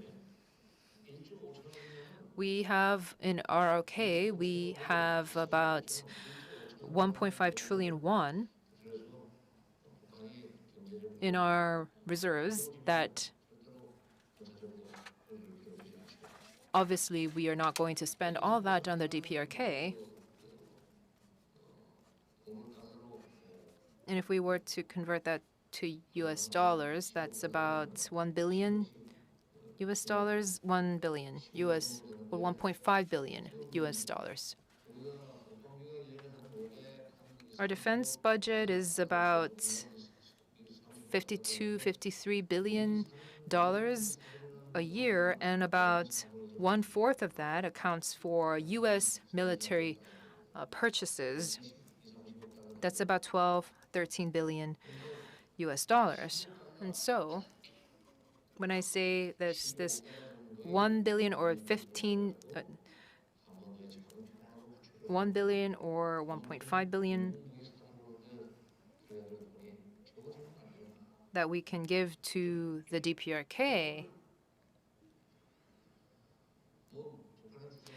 that would be something that's feasible. And it's not something that we're going to be giving in cash, but perhaps something in the form of other kind of support. Because right now we're seeing, even in Korea, under COVID-19, we have all these small businesses that are suffering, and all these childcare benefits that are being provided. So people have this idea that for military spending, it doesn't matter how much we spend because that's investing in our defense. But what about if we can spend money prudently so that we don't have to spend so much in military defense?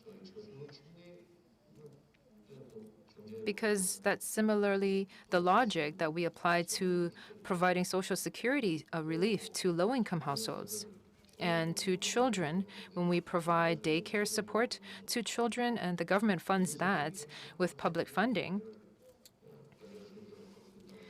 If we can try to bring in the best teachers to teach our young kids and care for their young kids, then there will be no problems. But right now in Korea, we've seen many instances where we've seen child abuse and harassment of young kids in daycare because we're not willing to pay enough to get the best teachers. I have grandchildren myself, so I've been watching the terrible news with a sinking feeling in my heart. But if we were to be able to pay teachers a great wage, then they would come to provide these daycare services. And so we won't have any of these problems in the first place. That's the outlook that we have to use in looking at the DPRK. So even with a lot less money that we use in peacekeeping, we can spend in peacemaking so that we don't have to have all of these excess spending on military expenditures and instead try to protect our peace in a different way. Well, that is what we should be the basis of when we try to develop our U.S. Korea and China-Korea relations. I know I've been all over the place, but with that, I would like to conclude my remarks. Thank you. 네, 정세현 수석부장. Thank you very much, Dr. Jung Se-hyun, Executive Vice Chairperson. This concludes our second special lecture of the day. I'd like to thank all the participants for their time. Thank you. 네, 네 오늘 정말 Thank you very much. Especially President Kim Hong-jong of Kiev. Your insight has made this program all the more enriched. Thanks to your insight, thank you very much. And also a big thanks to our speakers. Thank you. Due to COVID-19, we understand that there are various difficulties out there, but there are online and offline participants joining this forum despite such hardships. So thank you very much for your time. And this concludes our special lecture sessions. I have to make another announcement. In the premium ballroom 1-2 in the C Hall, there will be lunch served. So those of you who are here as offline participants, please move to the next room and enjoy your lunch. Thank you very much, and we will see you soon after the lunch break.